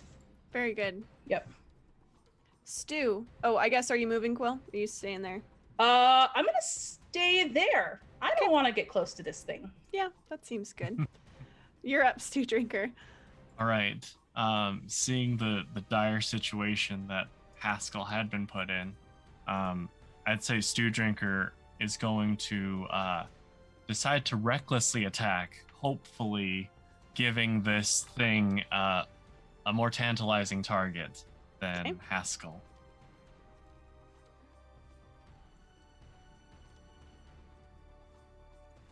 Ooh. Right. Just in case, I'd like to add the bardic inspiration as well Okay. to make sure this goes down. Nice. That looks like a Haskell bardic inspiration. Oh, one. It's very inspiring. A 17 total. 17. Yes. That'll hit. Oh, thank goodness. Okay.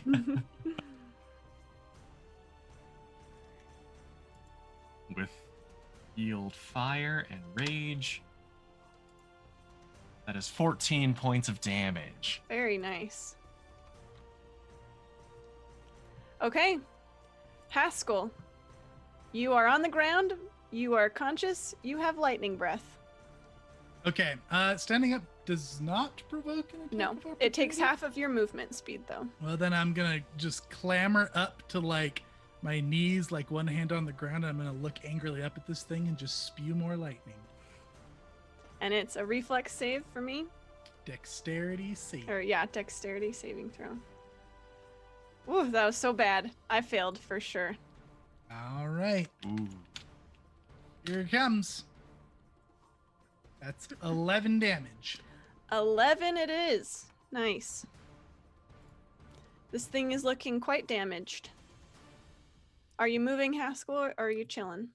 Just gonna chill because I'll probably die if I move. That's a reasonable assumption. Alrighty. This thing is in fact going to turn on Stew Drinker Bring it on. with advantage. And it's a 25 to hit. That'll hit.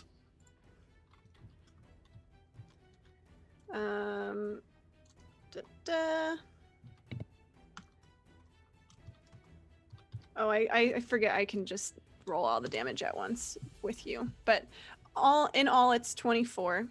So you can take Okay. half of that. And I am going to spend 3 villain points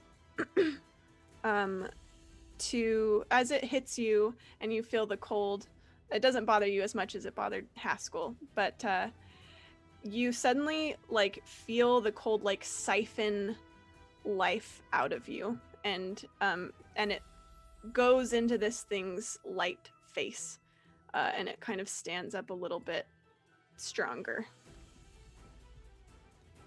And it's gonna try and hit you one more time. That is a 25 again to hit you. Yes. 2d8.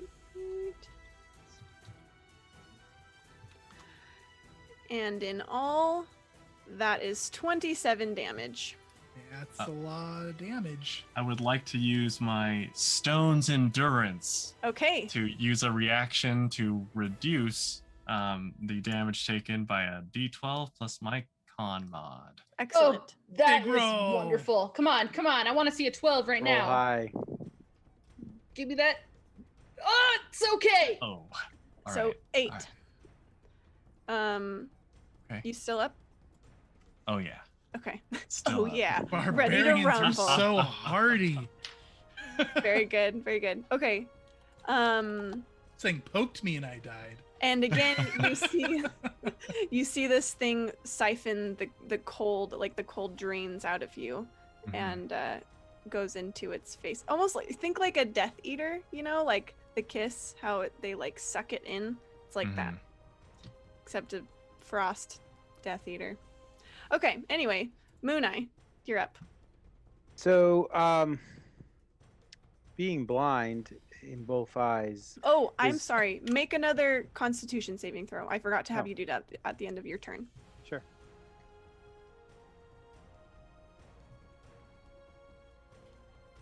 Oh, Still being blind in both still eyes. blind. Ooh, net one. Yeah, I think Moonai is going to drift back to the time when he lost his first eye, which is probably also his greatest regret. He was 8 at the time, which means his brother, Kazarian, was 3, right? There's about 5 years between us, if I remember correctly. I think so, yeah. Yeah. And they were playing out on the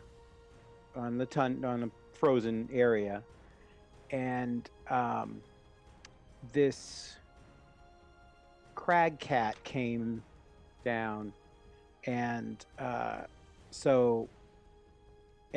lunged at us in the deep winter, and I grabbed my brother and started to run with him, but then out of the snow that was blowing came a raven that came at my face, and I let go of my brother. The raven took my eye, and as it flew, I left my brother and I followed the raven, because that spoke to me as something purposeful, something true to who I was supposed to be. And Kazarian was hurt, Stew Drinker was hurt by the crag cat. Our father was able to save him, obviously, he's still with us, but our parents held that over me, and I've never spoken to Kazarian about it. The fact that I left him to die as a small 3-year-old child under my care. And That's I so may sad. be leaving him to die now since I can't do anything. Still blind, but you can hear and you can feel Haskell near you and Stew Drinker as well. I can feel Stew Drinker near me? You can, yeah, he's not far, and you can hear him. You could probably reach out and figure out where he is. I'm going to give him Shield of Faith.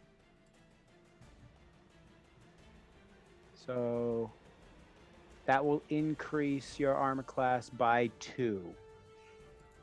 Thank you, brother. Mm-hmm. Nice. For 10 minutes.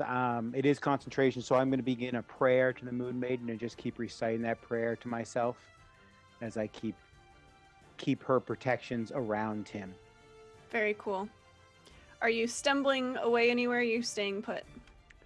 I'm going to stay around here so I still have a rough idea where these two are, so I can try and help them. Okay. Go ahead and make a Constitution saving throw. We'll see if you become unblinded for your next turn. Nope. Still blind. Killing those rolls, crushing them. Will, you're up. Okay. So I think in order to concentrate this spell of witch fire damage, I have to drop the dragon breath on Haskell. So I'm gonna go ahead and drop dragon breath. The light fades from you, Haskell, and I'm going to continue to zappy zap for 2d12. Great. Oh, it's garbage. I'm spending sorcery points. I'm gonna spend a sorcery point for sure, to reroll both of them. Oh, that's Much better. better. 13. And you know what? I am going to call upon Levistus's power, and I'm going to spend my hero point to do 50% more damage. Cool. So let's go ahead and add 6 to that for a total of 19 damage to this. Ooh. Great. That was a big hit. It's like very Palpatine-esque, where I have the lightning connected to my hands, and I just get super intense, and I feel like there's like this cold that flows into my hands, and it's like it used to be super hot, but now the lightning is very, very, very cold as she zaps away at this. What is this thing called? A cold light? A cold light walker. Yeah. All right, Stu, you are up now. All right. Stu is gonna keep hacking away, hoping that he can take it down before it takes him down. So going for that reckless. Ooh, a nat 20! Yeah. Yay! Coming in clutch. So that'll be How do you do 24 it? points of damage. Yeah, all right. Yes.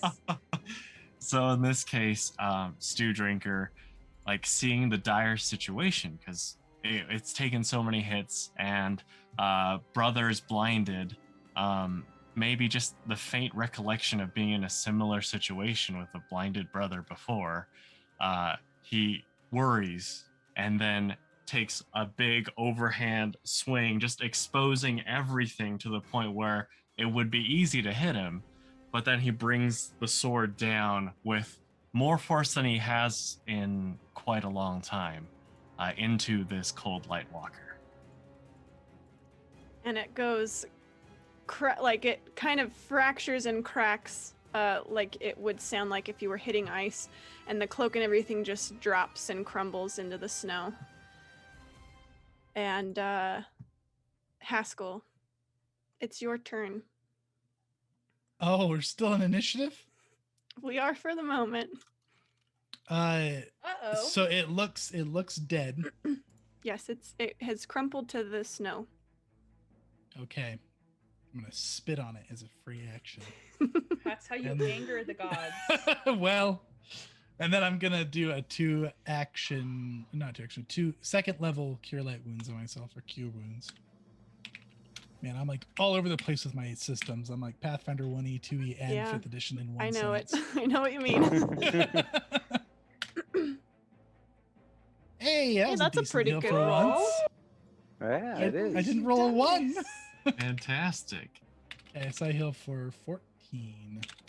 And I'm gonna pat Stew Drinker probably on the back of the calf, because that's about where I'm at, instead of patting him on the back height-wise. You did good. Thank you. And you as well, Moonai. I thought I was going to give in to the dark cold for a moment. That's my turn. Quill leans in, waiting for her compliment that she knows will never really come, but she was hopeful. Okay. That's on my next turn. Don't you worry. Okay, we'll see. You hear behind you, Quill, a squeal from your Yeti tyke. And you wheel around, and you guys see another one has approached from behind while you were hacking at that one. And it's going to, it raises its hand at you, Quill, and does a 17 hit you? Absolutely. Okay.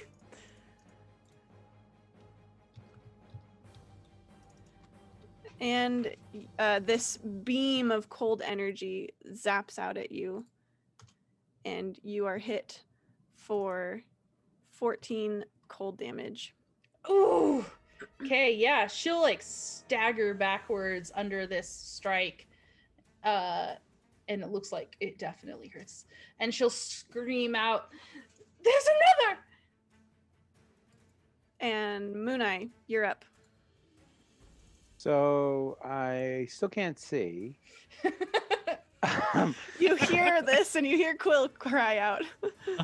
So I know I can't do range, but I'm just curious with Moonbeam, where I just kind of drop it in a very large area.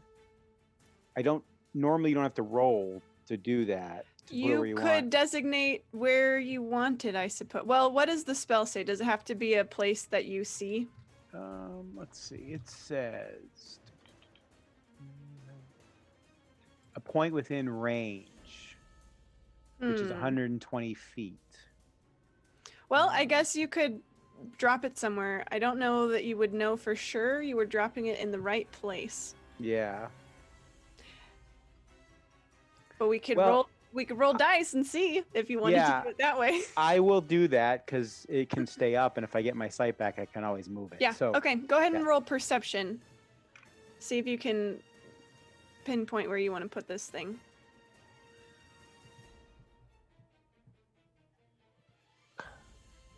12. You're gonna miss it, but Okay. it's gonna be close. All right. So you can either put it, like just to the left, right, or, near it.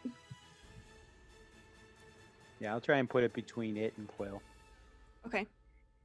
Yeah, you can do that because you can approximate where Quill is. And Quill, it is now your turn. Okay. Should I roll Constitution again? Yes, thank you for reminding me. Get your eye back, Moonai. Nope. No. Oh, We do have goodness. hero points. I think. Oh, that's true. I have if one. you I guys could. want to. Moonai's so not I rolling a could- d20. He's rolling a d5 tonight. So I can. Yeah. On my Constitution check, it definitely. I am going to re-roll that. Okay. Spend my hero point. Oh, you are Correction, destined to be waste my blind hero. forever. D5. Okay. Poor Moonai, still stumbling around. Quill, you are up. Okay, so Quill is not about this life, and she is going to try and witch bolt this one as a level 1 spell. Okay. No, she'll go level 2. So I'll see if this hits. Bum bum bum bum bum. Oh, 14. 14 will do it. Yes. Okay, whew. Okay, this is level 2, so I'm gonna roll another d12. This is gonna be 10 damage. I'm almost out of sorcery points, so she's not gonna spend one right now, but it's linked to her, and she's going to start stepping towards her little tyke that's so scared to get between it. So 5, 10, 15, and 20 to there. So Okay. she's standing before it. Stew drinker. Right. Okay, so the moonbeam, would I be able to see like where it is? Yeah, sorry, I've been trying yes. to find a thing for it to Okay. throw on the map. Because it's a 5-foot radius. Correct. Yep. So any marker like us would. Yes. The light okay. circles make this look like a snowman, and this is just not that happy of a situation. We'll say for right now, we'll say it's there. Oh, okay. Also, square. I forgot about Pra, which is okay. I'll use them next turn, but I think they're hidden behind Haskell. I move them and they disappeared on me. Oh, can you see them now? I can. How weird. Okay. Haskell's just stuffing some ravens down his shirt real quick. We'll put. There's your little moonbeam. Ooh, look at that. Ooh, nice. Okay, Stew Drinker is gonna move up to the walker and like again, just trying to present as appealing of a target as possible, recklessly swinging at this walker. Okay. Double That's a 24 to 17s. hit. Yeah, that'll do it. Right, sweet. So, raging. 14 points of damage. Nice. Okay, Haskell. Okay. 1, 2, 3. Let's see. I'm trying to see the range on this spell. Sorry, my character sheet froze up on me for a second. No worries. So Haskell is going to go 1, 2, 3, 4, 5. Just barely out of range. With his little legs, cannot keep up with Moonai here. So he is going to move up, looking real cold and tired of fighting these things. He's just going to start shouting at it. Do you see what we did to your brother or sister back there? You're all pathetic. Your faces glow too brightly. And I'm going to cast a vicious mockery. He needs to make a wisdom saving throw. Is this a charm? It's mental damage. Okay. Doesn't have the charm effect that Okay. I am seeing. I'll put it in chat just in case. It is a wisdom saving throw. Wisdom saving throw. Okay. It's enchantment cantrip. Does not have That's the charm gonna effect. fail. Okay, it takes huge 2 damage, but more importantly, it takes disadvantage on its next attack. That is quite important. That is quite helpful. His eyes flash purple as he's insulting it. Okay. So this thing it moves up to swing at you, Stew Drinker. When you see from behind it, and Quill, all of you guys will see this except poor Moonai, who is still blind, but you all see these two figures barreling through the snow towards you guys. And you see as they come closer, there are these two huge polar bears that come running up and just run up behind this thing and just start mauling it. Oh! Friends! It's not uh-oh. I had a moment of true fear, I'm not gonna lie. You're like, Tori, what did we do wrong? What did we do to make you mad? Is No. it because I didn't kiss Avarice? What's happening? That was it. I had two plans for this session, the kiss or the no kiss, and you chose this one. No. So they come barreling in, and I guess I'll put them before this guy. And just start clawing at it and just like start tearing it to shreds. So it turns and starts swinging at them. I don't feel like rolling a bunch of dice, so we'll just move on to Moonai. But so I'll roll how much damage they do, so we know what's what. Moonai, you're up. All right, I'm going to have Pra aid me and go over by them to target where the Cold Lightwalker is, and I'm going to try and move this again.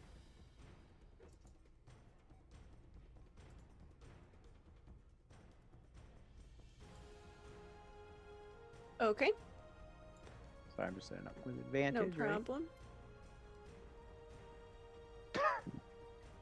15 maybe. You're not affirmated. 15, that'll be enough. You can, with all the noise now that the polar bears are making, you can better pinpoint where you need to place it. So I will, Okay. You can go ahead and move it. I need to move it, I guess. Yeah, You're moving you it do. on top, right? Yep. Yes. So we'll just boink. And I hit it with. And it is making a, is it Constitution? Constitution, yeah. Ugh, not much damage. Radiant damage. It fails its check though, so it's going to take all of that. I'm going to move this out of the way for a moment.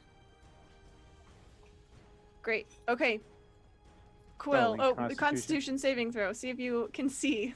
Fingers crossed, bud. Come on, you can do this. Yay! There Ah! it is. There, There it finally. Give you There a it bardic is. inspiration. Very good. That won't help. We know that. You finally, Finally blink it out. you finally blink it out and recover your sight, and you see everything I have described up to this point. Yes. Stew Drinker, you are up. All right. Emboldened by the arrival of these new allies, he's just. Don't I normally go after him? Did I? Yeah. Oh, I'm yeah, sorry. Yeah. I'm sorry. Oh. I accidentally clicked twice. So Quill, yes, go. Okay. Sorry that I interrupted you, Matt. I should have you're just good. waited. You're good. Okay. We know No. Stew Drinker is emboldened, though, and that's important. Yeah. He is the hero. I'm going to spend my action to continue to zap with my Palpatine hands. Well, let's see. Whoa. Sorry, ignore that. That's the polar bear damage. Okay, I just thought forgot that to I did roll it. that and I was very startled. I rolled an Ooh. 18 and I'm going to use my hero point to Lavistus this mother, and it's going to get all cold, and where I'm zapping, it's going to ooze frost all over its body. Very Ooze cool. Frost. Ooze That's frost. That's I a guess it'll horrible grow image if I think frost. about Yeah, it it too is. hard. So that's 18 damage, Quill, right? No, I Or- 50%ed it, so it's going to Oh. be 9 more. How do you do it? Oh! Ooh. Okay, so the frost was oozing, yes, and it was going everywhere, and then it starts to like fracture, and it falls to the ground in pieces, like with little lightning zaps running across all the shards of ice. Yeah, and it collapses into the snow again, and the bears, stand down, and wow, that's so perfect. The battle song ended, and we are out of initiative. Whew. Whoa. Wonderful. And Quill will just be like, that is for frightening my Gale. And I'll turn around and pick up Gale. Oh, and Gale is so scared, but he feels braver now that you're holding him. I want to go try to pet the polar bear. As my you God. approach, the polar bear stands up and kind of transforms before your eyes. It's a werebear. And they both still look like bears, but they become like anthropomorphic bears.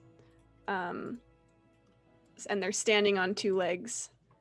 And they're both very large, and they both look down at you, Haskell. Haskell looks so disappointed. So His excited, disappointed. happy expression just melts, and he like just kind of gives them like a blank stare. I gotta show you guys a picture. Please do. They don't both have eye patches, but this is Wow. what they look like standing up. Look at his collection of fish at his waist. It's so cute. That's so cool. Maybe this one would have been friends with Vinny. They would have. Could've Look at the bonded. fishing pole. Yeah. Yeah, they stand, and they one of them speaks and says, "Well, we thought we were helping you, but looks like you can handle yourselves out here." We still appreciate the help. He'll nod. My name is... What did I name him? My name is Stone Roar, and this is Bright Stare. Moonai and Stew Drinker, you easily recognize these as very Goliath-sounding names. And their size also suggests a larger stature. I'm confused. Are you a half giant or a bear? It was Stone Roar, and who was the other one? Bright Stare. Thank you. We are both, Bright Stare says to you. I don't think that's how that works. Wait, you must know. Surely. Oya Minotaur? Bright Stare smiles at you and nods. We are of her tribe. You know these people, Quill? The Goliath that I have mentioned many times. She is also of a polar bear type. Werebears. Yes, my apologies. Why didn't you say that when I asked? What?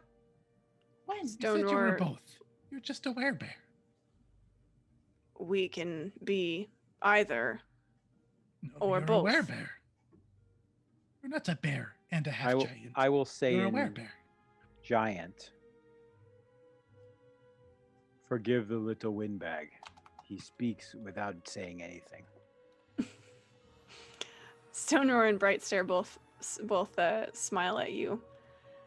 And Stone Roar says, "It is rare we see others of our kind." And he nods to you, Moonai and Stew Drinker. He says this in giant. You are keeping these people safe, these little ones. My brother is keeping them safe.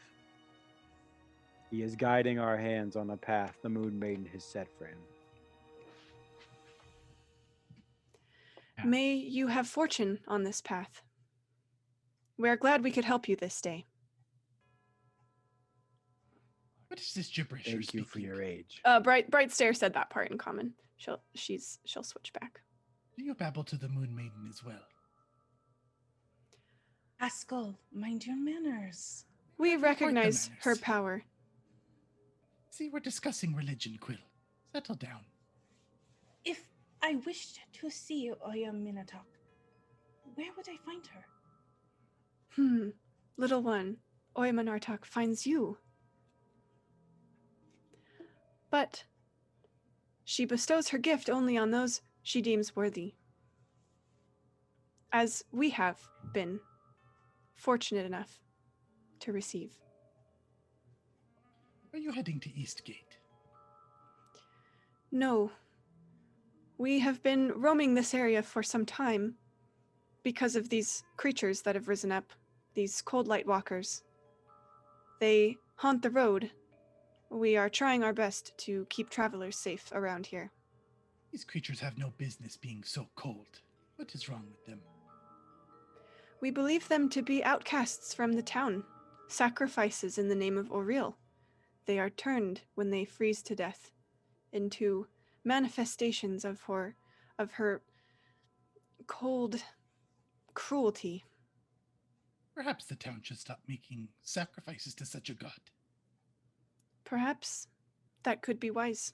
We are not comfortable in town, as I'm sure you might understand. I will have a word with the town about their relationship with werebears and sacrifices to evil gods. I am afraid that is not the only threat here, out here on the tundra. Have you run into any nomads, any ragged warriors? We have Tribes not members? seen any. We have seen no regids in the last few days. I Haskell believe and Quill I. and I passed by some. Yes. We spent the night with one. Well, until you chased her off, Haskell. Not a Apparently I did the right corrupted thing. one, then. No, she was quite kind and I would gave want me to a know if they were talisman. corrupted. I'll pull out the talisman of what tribe they're from. Oh, she gave you a bag of cairn stones, but it was the bear tribe. Bear tribe, okay. Was it the bear tribe? Was it the wolf tribe? I can't remember. I think it was the bear tribe. Okay, cool. I think it was the bear tribe too, but Okay. now I'm second guessing myself. Okay. Okay. We have also run into pacts of corrupted warriors. I They just wanna know if wield they are weapons of corrupted. black ice. They drove us from our cave. Didn't she wield black ice? Or speak of black ice? She spoke of her tribe being corrupted by black ice. I agree. Do you know what tribe they are from? The ones that have chased you out. Surely not the tiger tribe. They wear skins of bears. Oh. This is troubling news. It is. We managed to capture one a while back. Oyamanartok tried to perform a cleansing ritual that she knows to drive out corruption and evil. But it was too deep, it seemed, and we ended up having to slay him. Where is she located now? She roams, as we do. Will you be running into her soon? It is likely. We try to report back often. Would you be willing to take us as traveling companions? I need to run it by my allies first.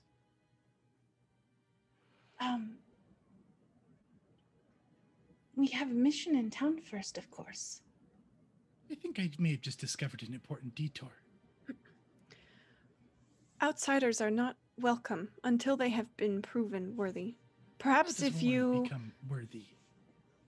Well, perhaps convincing this town to stop sacrificing its people to turn into cold light walkers. Or, if you are so brave enough as to clear out that cave we were driven away from, both would be very helpful.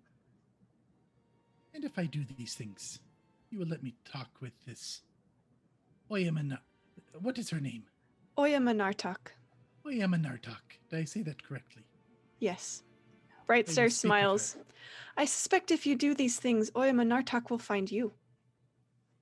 Is Oyamanartok a god? No, but Only the she is gods can very find me. wise. I am very difficult to track down. We have found you. This was a passing by chance. Perhaps the will of the gods, then. Fate. Perhaps. He's gonna smile at Quill. I would much like to learn her ritual. I will help you with these things. We must go now. Town is not far. Good luck to you. Safe travels to you both. They turn back into polar bears and scamper off. It seems I have my own destiny to lead now. But we can finish this business here first. I'm glad And you have found a destiny for yourself. And It it is a happens good on one. occasion. it's been known to happen. Haskell's had a couple of destinies now.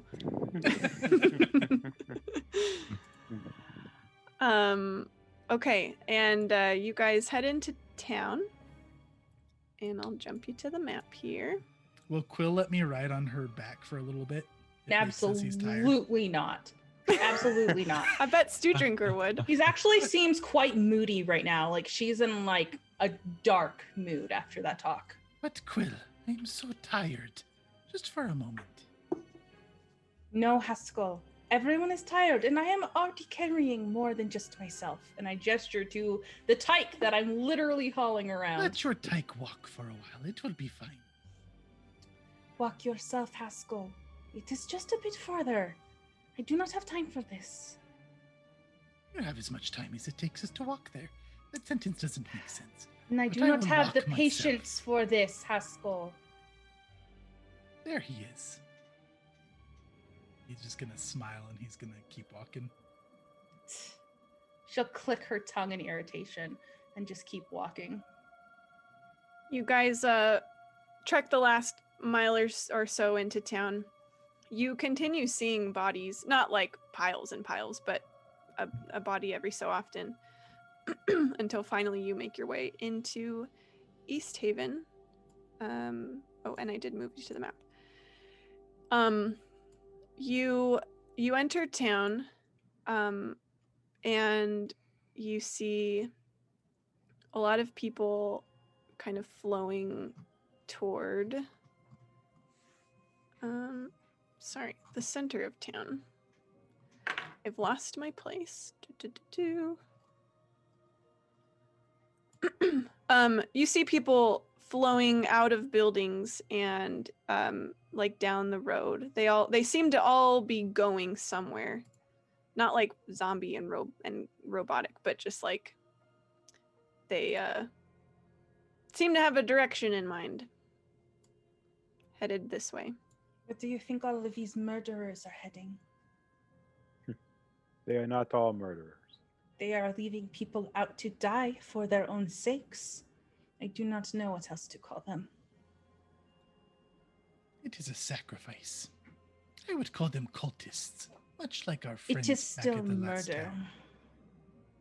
Caribou do it to appease the wolves and keep them away. We are not caribou, Moonai. While it The one may who be of catches nature. your eye does it. What?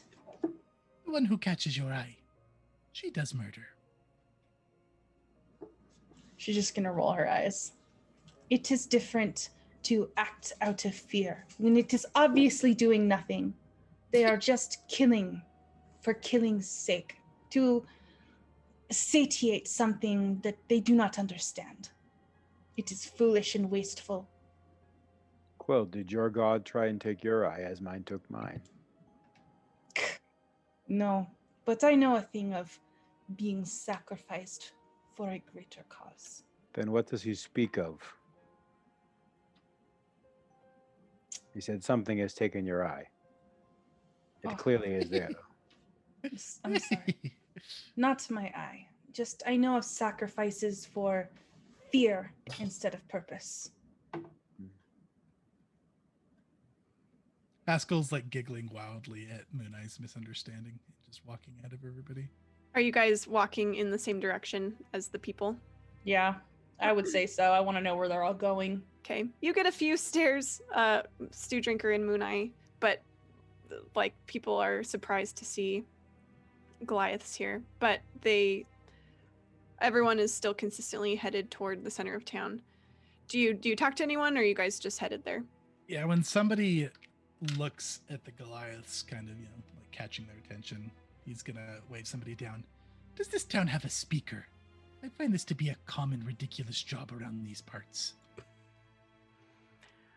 Yeah, it looks like he's an older man. He's locking up his shop for the day because it's now like well into evening. Yes, of course we have a speaker. All the towns do. Daneth Whalen. What kind of world is this where we need a speaker to do our speaking? Where is this speaker? I imagine probably at the town hall. Where is That's this where I'm town headed hall? now, if you'd like to come along. I would like to walk with you. Okay. Try to pick up your pace a bit, though. I have a purpose. He doesn't know what to say to that, so he just turns and walks. It's a common reaction. Yeah. He leads you through the streets until you come to a large-ish building, large for 10 towns. And I will move this on. You guys should be able to see where you're headed Cool. here. And you see a large crowd has gathered around what looks like there's a platform, and you see a platform, and you see a person tied to like a pole in the center, and a few looks like city guards are piling wood around the feet of this person. It looks like the makings of a public execution. Haskell's gonna go climbing right on top of that public execution stage. Stew Drinker will be following close behind. There are guards, like kind of, perimetering on like stage duty. So they block your way, Haskell. You're going to need to let me up here, and we need to put a stop to this at once. I don't think so. He was tried and convicted of his crimes. Where is the speaker? They'll point to a man who's near the stage, and he's speaking with some guards. Also, as you get closer, Haskell and Quill, you realize you recognize this person. Oh my who's tied gosh! to the pole. Who is it? It looks like Dazan, who way The back wizard! in Bremen gave you the lantern and asked you to track down Chwingas. Okay, and Avarice wants us to find this person. And figure out what he knows. Speaker! He's gonna shout it real loud. Oh gosh, this guy's so ugly. This is the That's speaker. so mean! This is the speaker. He just has a little bit of frostbite. He's a little haggard looking, we'll say. He's had a tough life. He has. He turns away from the guards and glances around. Stew Drinker is going to ask Haskell, do you mind if I pick you up? Please, that would be quite excellent. And if this town goes barbaric, I imagine you will have my back. Yes, of course. And Stew Drinker will lift him up so that he towers over everyone else in the crowd. He's gonna pat Stew Drinker on the head as he lifts him up. This needs to stop at once, speaker. Do I know you? No, you don't. But I am very familiar with your position and its ridiculousness, and so far not a single one has impressed me. So let's hope you are the first. He looks confused, and then he turns back to the guards and waves his hand, and they move to the pile of wood with torches. Don't you dare ignore me. I have important business to discuss here. Do you have any idea what you are causing with these ridiculous executions? I don't know what you're talking about, but this man was convicted of murder. This is the answer for his crimes. And all the crowd are starting to they're like getting whipped up into a frenzy, like a blood frenzy, about to see this person be burned. Do you see these wounds upon my body, this frostbite? Listen, if you have a question, you can make an appointment with me at Town Hall. And he starts to walk away off the stage. Your life is in danger, as is that of your town. Look at your speaker fleeing, knowing he is hiding something from you. Yes, Quill. This is the person that Avarice wanted us to find. We cannot let him die here.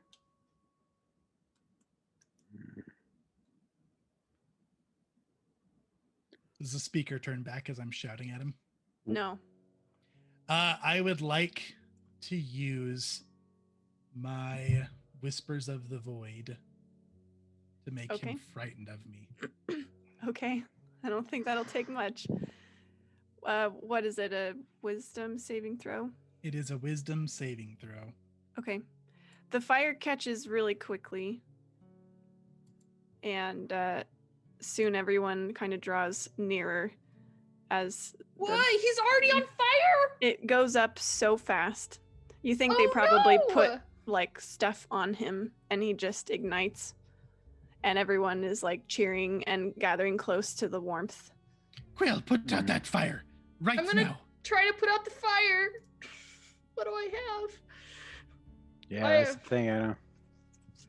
I've got I can dragon breath cold onto it. What's my DC, Haskell?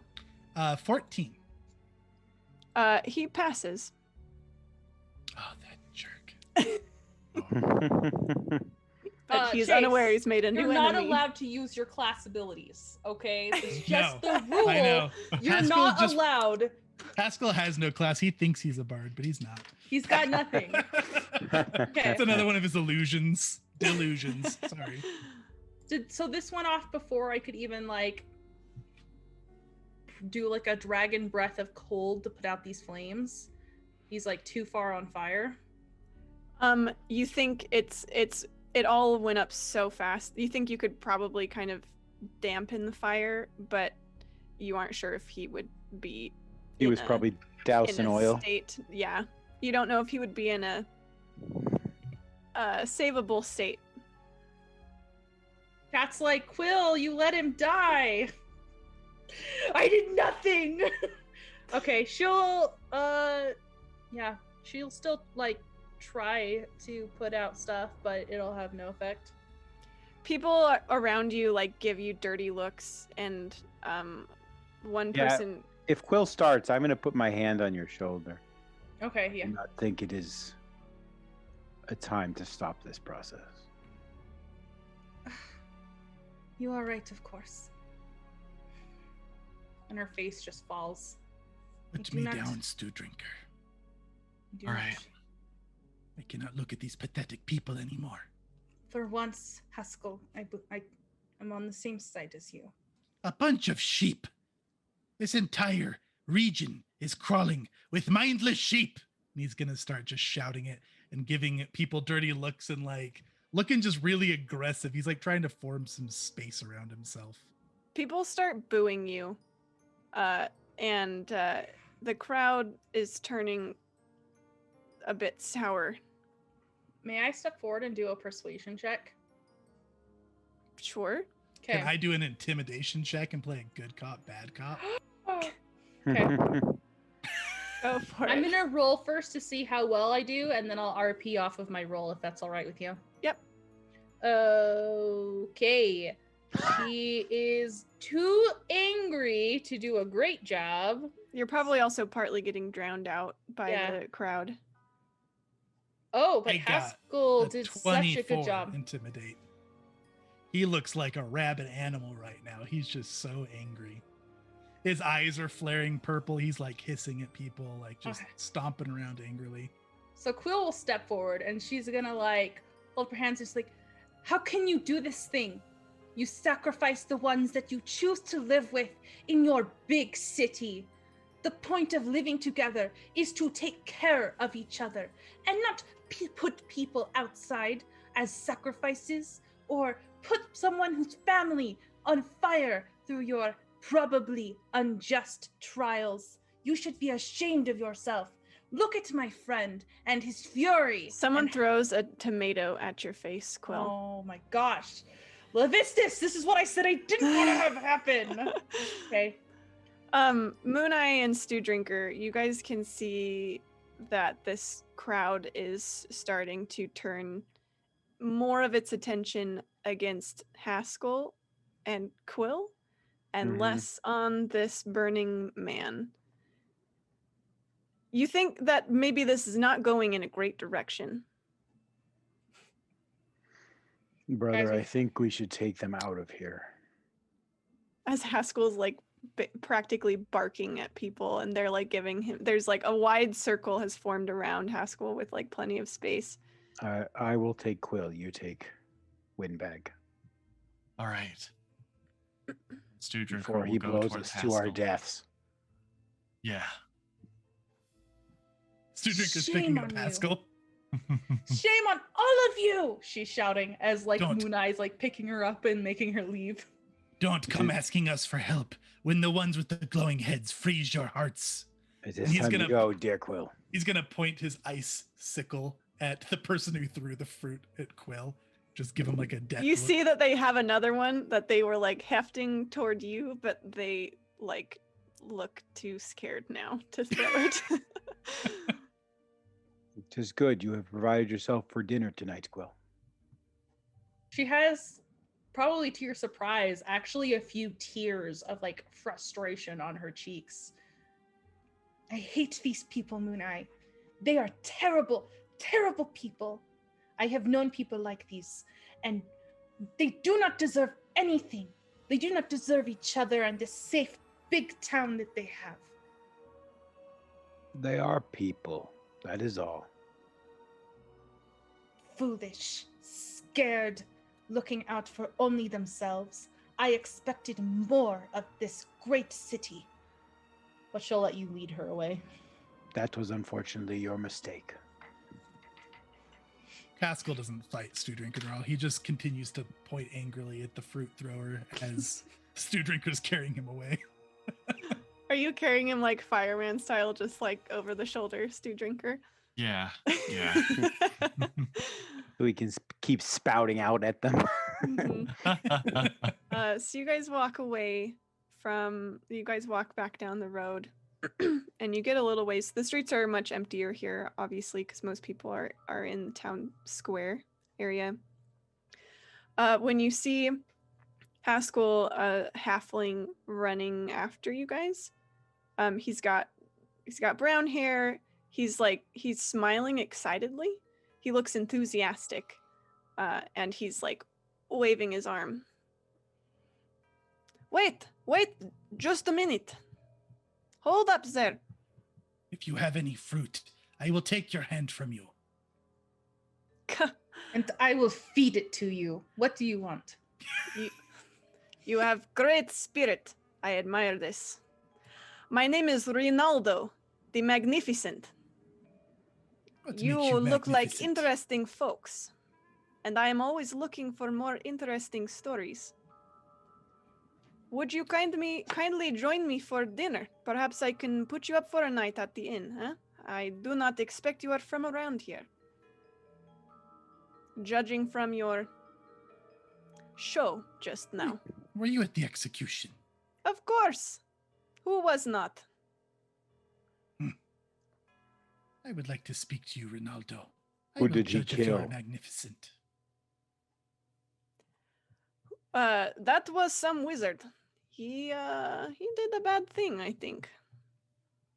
Yes, they said he was a murderer. Who did he kill?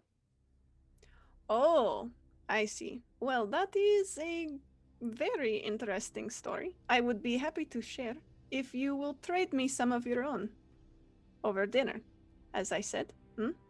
It is dark, you need place to stay. What do you I think? miss Vinny's cooking. I could use a good meal. It seems that fate has put him in our path. What say you, Moonai? Should we take his offer? I believe this would be the one person who could out-talk Haskell, so I think it is a good thing. They will entertain themselves for hours. If that is challenge, I accept. What do you think, Stu? Yeah, if we can find out some more about what's going on here. In I this think horrible that'll be town. good. Oh, East Haven is not so bad. It is better here than in some other towns, I tell you. I have traveled around during this awful cold. You will have to tell me about these other towns so that I will never have to visit them in their horrible ways. Oh, but how will you get more stories if you do not travel around? There are stories to be had everywhere. I like this attitude. Come, this way. He starts walking down the road, and I will... Boop. And he leads you to a building right near the docks that you see the sign is called the White Lady Inn. And inside, there's a not insignificant number of people.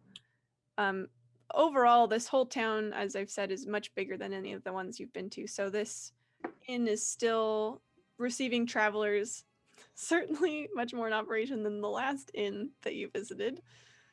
And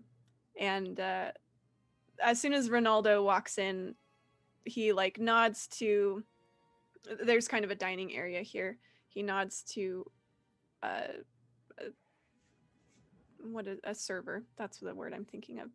And they quickly prepare a corner table, and you get the sense that Ronaldo is known or, you know, regular around here. And he sits down at this comfortable corner table and invites you all to join him. Yeah, It's Haskell. warm and noisy, and actually borderline cheerful if you had maybe not witnessed the events that you just did. That seems fair.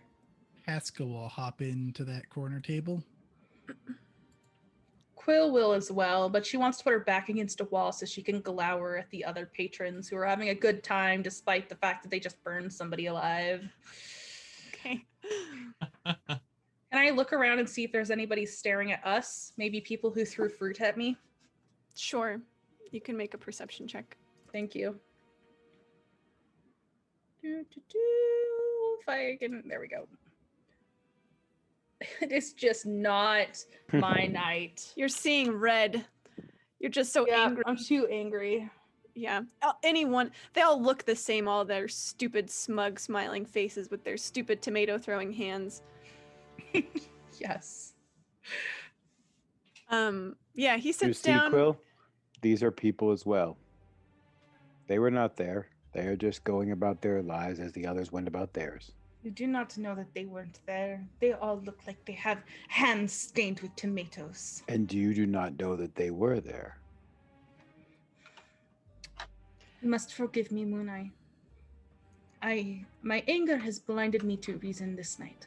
Perhaps tomorrow I will be a bit more calm. You seem very wise. He nods toward Moonai. Here, this will help. And he produces a handkerchief, Quill, and hands it out to you. I am not crying. No, for your tomato face. I still have tomato on my face. She will definitely clean the tomato off her face, probably smudging her war paint in the process. You can keep it. A token of friendship. There, From you magnificent. Rinaldo the Magnificent. Explain Why? yourself. I'm stopping believing you. You can believe me or you cannot. It makes no difference to me. I know I am magnificent, but the reason I am called such thing is because of my stories. I have many of them, and they are all magnificent. But I think the story you wish to hear first is perhaps why this man was burned. Yes. That does seem like a good place to start. Though perhaps we could also get food? She'll gesture over. Do not worry. It is already coming. And in fact, right as he says this, about 10 seconds later, a server brings out like a full spread. Is there stew? Yes. Of course. It's knucklehead trout stew. Obviously. Obviously. I'll put, if I have a bowl of it, I will set it in front of Stew Drinker and I'll take whatever else is left over. Yeah, there's a lot of variations of trout related dishes. But there's also some bread and he also orders some drinks and everything. Perfect. So this man, Dazan, he comes into town few weeks ago, perhaps. And he hires this group. A group of adventurers like you. No tall Goliaths, though. Not like that. Anyway, he hires this group. They are locals. They are looking for extra work. So he asks them, go find this tower in the ice. They go. They find tower. He wants nobody to know where this is. So he kills them. And their bodies. He thought that he hid them well, but he did not hide them well enough, I guess. He is caught. He is burned. He is murderer. But this is the best part of story. One of them told me where tower is. I traded for this story. And now I think, the only one alive, perhaps, that knows where this thing is. I do not know why he was looking for this tower, but if it is worth killing over, it must be quite interesting, huh? Who did you trade for the story of where the tower is? I trade stories of my own, or I trade a meal, as I am doing now. But who gave you this story? One of those adventurers who is now dead. Were you Did the he one to give it find to the you body? before or after he died? Before, I am no necromancer. Do I look like I do such things? I There have are many found that things in the world. people do not always look how you hope. That Your- is very wise. Your face does not always reflect the evil in your hearts. And she glowers at the tavern again. Why do you have mercy for a murderer? You seem so moved by this thing. I He have had- no mercy for him. He hired us for a job, Haskell. Do you not remember? He owes us money.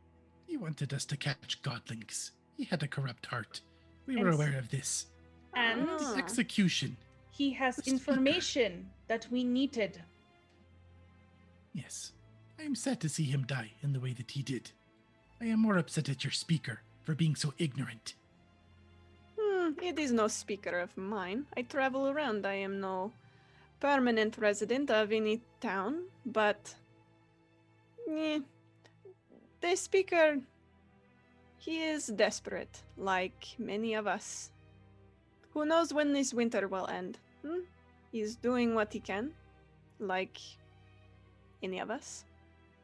In my experiences over the last weeks, is that any speaker has a requirement to have the wits of a worm. Well, to each their own opinion, I suppose. I have no Perhaps I should be a fondness for the speaker. They all seem to be well paid. So where do you come from, friends? I'm sure you have many stories. And actually you, and he nods toward Haskell. You, the eyes, they go purple for a moment. I've seen Yes. this before, you know. I got these powers from the daughter of a goddess. I suppose I could trade that story for yours. That is not how the others got them. The others. Yes. What do you There mean by the are, others? Do you also have the voices? Of course I have the voices. Who does not have the voices? I do not have these voices. But the others, they do. Who are They, these others you speak of, Quill? My eyes do not flash the purple. I know nothing of this, Quill. Do you have the voices? I do not have the voices. Quill is very naive and a liar. Watch yourself, Haskell. I am not in the mood for your ramblings. Let all of us just take deep breath. Just relax. There's no need for anger or tension here. You have been on the road for some time, I am sure. Looks like you have come from a rough spot. Just take a load off. I am here to take care of you this evening. These others, they are around town. I have met a few. They get these headaches and these voices. They hear them crying for help, is what they tell me. Their eyes flash purple sometimes. but they do not know why, and it is not always been this way for them. I think that it is related to that comet that fell a few weeks ago. The Haskell's one. gonna look to the side and look like he's kind of spacing out. Is that about the time that I found Haskell in the snow? Yeah. You know the one fell in the mountains. Did you all see this in the sky? I know of it. I don't know what you're talking about. You must have been inside for the sight then, huh? I would like to speak to one of these others. Perhaps I could tell you who they are. One of them. What's your But price? I want to know about you. That is my price. I trade in stories and secrets and information. Things that I find very interesting. What do you want to know about me? And I'm when not do you from want to know here. about us? We are quite tired and have been through many fights. Is it possible that we could do this in the morning? You do not wish to enjoy the food, the drink? Just an hour. Come share time with me. Stu, I will speak with you. do you One have a storyteller good to story? another. And actually, as he calls for another round of drinks, this is where we will stop so that you guys can all prepare stories for Ronaldo, whatever you would like to share with him next week. And we'll wrap there. Woohoo! Lots of mixed emotions. That was Oh, a yeah. roller coaster session. Yeah. But It was. could it be that you guys have actually met someone friendly? I know, it's incredible. I'm pretty sad that Quill's pissed right now. Thank you guys for playing. Thank you, chat, for coming and hanging out with us all evening. Thanks for all of the villain points and all the hero points. That was a very exciting combat. And I'm glad we were able to hit all the little beats that we hit. We got to meet some werebears. We got to learn a teensy little sliver of a hint of maybe where Haskell came from Mhm. and what his backstory is. We certainly saw a lot of Quill doing her thing. So lots of threads now Mhm. in your hands, and it'll be interesting to see where you guys trace those. So this is our only stream this week. We'll be back next week though with more Frostgeeks, and we'll be back soon on Tuesday nights with a brand new Black Void campaign that Chase is running. Oh. So that'll be Be really fun. cool. Yeah. So make sure you guys tune in for that. And yeah, any other announcements you guys would like to share? I guess you're showing up on Weave the Tale.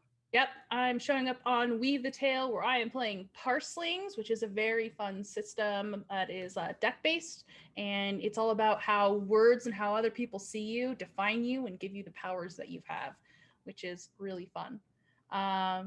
You can find me there on Thursday at 4 p.m. Mountain Time, which I believe is 6 p.m. Eastern Time. Very cool. So go check out there. Show her some love in the chat. And go give Weave the Tale a follow. All right, that's it. So if you would like to support our channel, of course, you can follow us or subscribe on here. We're also uploading all of our old videos onto YouTube, so give us a subscribe over there so you can catch up on old episodes if you are just tuning in for the first time tonight, or if you are needing to binge a few backlogged episodes. We have a There- custom URL now. It's so we easy have to a custom find. URL, yeah. So go to Ooh. youtube.com/level1geek. So easy. You can also follow us on Twitter, Facebook, and Instagram. You can support us by purchasing dice and accessories from one of our affiliate partners, all of whom are linked down below. So you can go support us and get some cool, shiny dice math rocks out of it as well. And you can sign up to be a patron on our Patreon if you so desire. If you are already doing one or all of these things, we super appreciate you. And just want to say thank you from the bottom of our icy frozen hearts. Now, go take a long rest. Make sure you come up with a good story for next week to share with Ronaldo. And we'll catch you next time. Bye. Good night. Night.